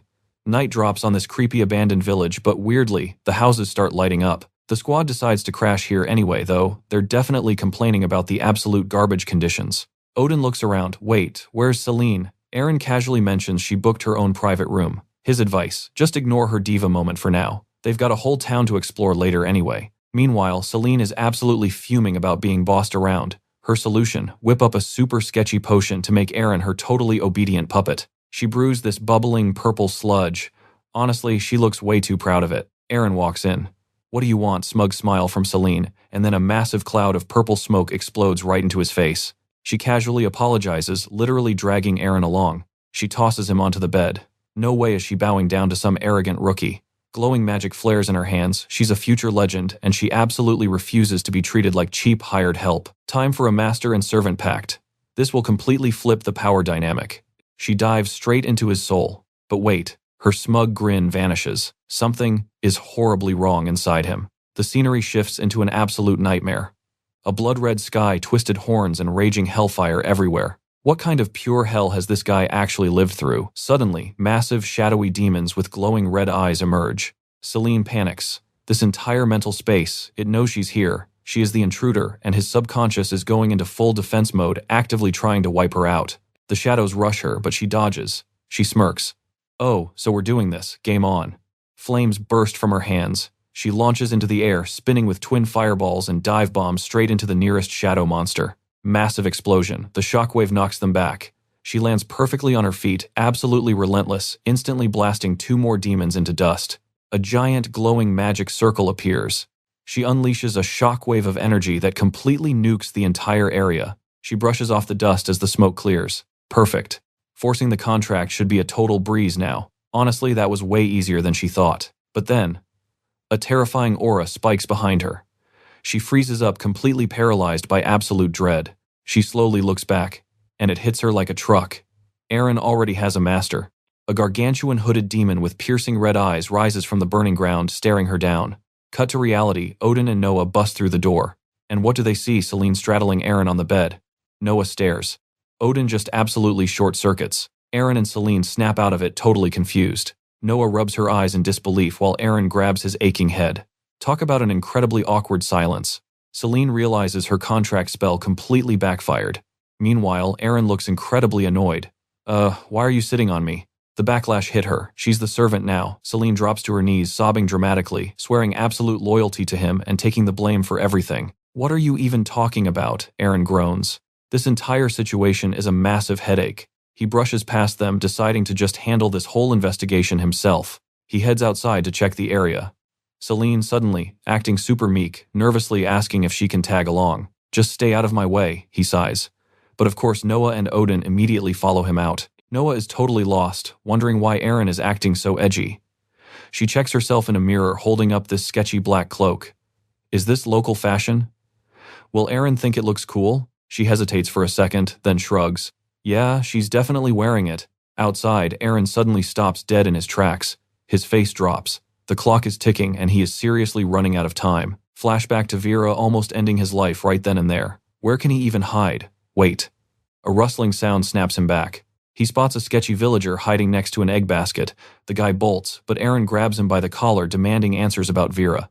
The dude sweats bullets. We haven't seen her, he stammers frantically, claiming the whole town is shutting down. Aaron absolutely snaps. Cut the crap, he yells, demanding the guy spit out the truth. Terrified, the man finally cracks. The girl they're looking for, she was the very last of the Evernight tribe. And get this, she supposedly died years ago. A chilling confession. The entire village teamed up to kill her. She's already dead. Aaron fiercely shakes the guy, demanding every single twisted detail of what happened. Panicking, the villager screams that they had no choice. They called her a cursed child. Apparently, even back then, little Vera possessed absolutely terrifying, unnatural strength. Wait, Aaron asks, how did completely ordinary villagers kill a monster like that? The coward admits it, they played dirty. She was just a naive kid, so they tricked her. He stutters, struggling to remember the exact specifics. When Aaron pushes for a description, the guy mentions one thing, piercing blood-red eyes. Aaron's blood runs cold. The villager trembles. Could the person you're looking for be her ghost? Aaron doesn't hesitate. Take me to her grave, right now. The guy scrambles to obey. Walking there, the villager nervously mumbles about how digging up the dead is totally cursed. They arrive. The grave already dug up. The villager stares into the empty coffin, completely mind-blown, swearing on his life he watched Vera die. Aaron's brain is working overtime. How did she come back? And more importantly, why would the murderers even bother giving their victim a fancy coffin? The guy spills everything. He claims some old woman literally begged them to do it. But Aaron, he's not buying it. He leans in and asks, did you actually see Vera go into the ground? The villager starts shaking like a leaf. It clicks in his brain that old lady totally saved her, and instead of being grateful, this coward actually yells that they should burn the old woman at the stake. Yeah, bad move, buddy. Wham, Aaron kicks him square in the back, saying they did the right thing. Classic villain mistake. Aaron openly mocks the guy, demanding the old woman's location right now. The dude is absolutely terrified, but Aaron just shuts him down. He gives the trembling guy a harsh reality check. You've got exactly one night to play along. The villager starts whining. In a tiny town like this, finding one specific person overnight is basically impossible. Aaron's response, ice cold. Sounds like a you problem. He makes it perfectly clear what happens if this guy tries to cross him again. Inside, Aaron is connecting the dots. The puzzle pieces are finally snapping into place. Even with a backstory that tragic, she was still targeted by this insane witch hunt. He can feel it the next fight. That's going to be the big one. The final boss battle. Just then, Odin rolls up looking super stressed about how long Aaron's been gone, asking if he actually dug up any good info. Aaron smirks. Oh yeah, the leads are solid. He figures this whole mess will be wrapped up real soon. Odin just sighs and tells him to go fetch Noah for dinner. So Aaron heads over, knocks on Noah's door, and calls out that it's time to eat. Silence. Nothing. He knocks again, a bit softer this time. He nudges the door open, peeking inside. You in here, and then, bam, his eyes go wide. Pure shock. He immediately gets into a defensive stance. The timing is completely wrong. In his head, he's totally trapped. No exit, nowhere to run. He lunges. He completely tackles this mysterious hooded woman from behind. He's shouting, demanding she look him in the eye, hyping himself up for a fight to the death. He's dramatically cursing the gods, ranting about this awful deal he made and how he regrets it every single year. Meanwhile, they are literally wrestling across the floor in absolute chaos. If this is how I go out, fine, he yells. He's going full dramatic hero mode, swearing he'll punch a cursed god right in the face. He grabs onto her cloak for dear life. Why are you running? He screams. He literally rips the fabric back, daring her to just end his life right then and there. He tangles himself up in the cloth, completely unhinged, yelling that he's got absolutely zero left to lose. But wait. As the cloak drops over them, Noah murmurs his words back to him. Oh no. She is completely misinterpreting this. She's laying there seriously wondering if he has romantic feelings for her. Aaron is still in battle mode, thrashing around in the blanket, yelling that he won't run away. And Noah, she's just lying there, face bright red, softly calling his name. She literally tells him he needs to take responsibility for her now. and she actually agrees to it. Right as Aaron is processing this absolute madness, a voice cuts through the room. Aaron freezes. He slowly lowers the hood. His jaw hits the floor. It's Noah. He starts stammering, asking what on earth she's doing here and why she's acting like this. Noah blinks, looking down at herself in total confusion. Wait, what did he actually mean with all that intense shouting? Boom, boom, boom. Someone starts aggressively pounding on the door. An angry voice screams Aaron's name, dropping absolute insults left and right. Aaron is paralyzed. He literally has a bright red slap mark right across his cheek. The two of them scramble to their feet in sheer panic, with Aaron desperately trying to explain, "This isn't what it looks like." Odin just stands there totally chill. He mentions Noah stepped out earlier, but more importantly, the villagers finally track down that old woman. Aaron immediately snaps back into serious mode. Aaron quickly brushes off the awkwardness and points at the book in Odin's hands. Odin explains he dropped serious cash at the town library for some ancient lore about the Evernight tribe. Aaron grabs the heavy text and starts speed reading. Odin casually mentions how this specific tribe's magical power actually shifts as time passes. Makes sense, Aaron mutters. That totally lines up with the crazy stuff they've been dealing with lately. He turns the page. There's a brutal drawing of the tribe being hunted down and burned centuries ago. No wonder these people are absolute experts at staying off the grid. Odin leans in, pointing out that after generations of pure misery, there's one weird side effect. The Evernight tribe. They are infamous for having terrible, terrible memories. Right on cue, the villager bursts through the door. They found someone. Aaron doesn't even hesitate. He is out the door in a flash. He shouts at Seline to gear up. She's surprisingly pumped about it and immediately chases after him. Where to, she asks. Aaron tells her they're tracking down a VIP elder. Of course, 5 minutes later, Seline is whining about the massive hike and dragging her feet in the middle of nowhere. Aaron ignores her, complaining completely locked in on the mission. Up ahead, the villager promises they are just steps away. Aaron's eyes narrow. Is this guy leading them into a trap? The villager literally drops to his knees, clapping his hands together, desperately swearing on his life that this isn't a setup. Aaron sighs and tells them to keep marching. As they walk, the villager casually mentions that the old lady they're looking for is super old and forgets literally everything. Aaron shoots him a sharp glare. Yeah, I know the drill, he mutters, already forming a game plan. In his head, he's groaning. Great, another amnesiac to deal with. Suddenly, the villager points a shaking finger at a tiny rundown shack at the very end of the dirt road. This is it. Seline lets out a massive, dramatic sigh of relief. She puffs out her chest proudly, declaring she'll do all the talking. Nope. Aaron literally yanks her backward by the back of her shirt. She stumbles, completely offended, asking what his problem is. Aaron just glares and tells her to chill out and show some basic manners for once. Manners, she shrieks. Coming from the guy who literally kicks people in the back, she calls him out on his absolute hypocrisy. Aaron just lets out an exhausted sigh. He decides he'll be the one doing the talking, thank you very much. He steps up to the old door, raises his knuckles, and gives a careful, polite knock. The door creaks open. A frail old woman peeks out, totally suspicious. But seconds later, she's pouring him a drink outside her little cottage, totally assuming he's just some random lost tourist. She hands him a cup, casually roasting him. She points out that you've got to be completely out of your mind to wander this far into the wilderness alone. Aaron plays it cool. He claims he's just a guy with a lot of curiosity looking for the legendary Evernight tribe. Vera just looks at him and smirks. Curiosity, she says. Around here, that takes a whole lot of guts. She drops some real wisdom here. The world isn't simple, and judging people over blind rumors, yeah, completely unfair. Then she brings up fate, how it pulls the strings, and honestly, fighting it never actually works out. Our guy shoots back. None of this makes any sense. The old lady just laughs. You're a fun one, she says. He's about to lay down the law, saying he'd rather walk away than take a bad deal. But then, she totally ignores him. Is it breakfast time yet? Aaron just stares at her, dead silent. Is her memory loss actually real? Or is she faking it? Did his only lead just hit a brick wall? Suddenly she asks the day. Saturday, Aaron replies, totally thrown off.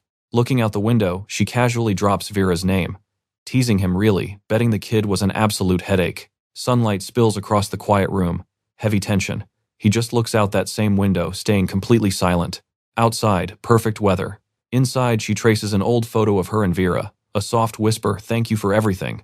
And bam, that is exactly how this crazy ride ends. Had fun, smash that like button and definitely subscribe. Stuck around till the end, legend. Drop the secret words, lone hero below.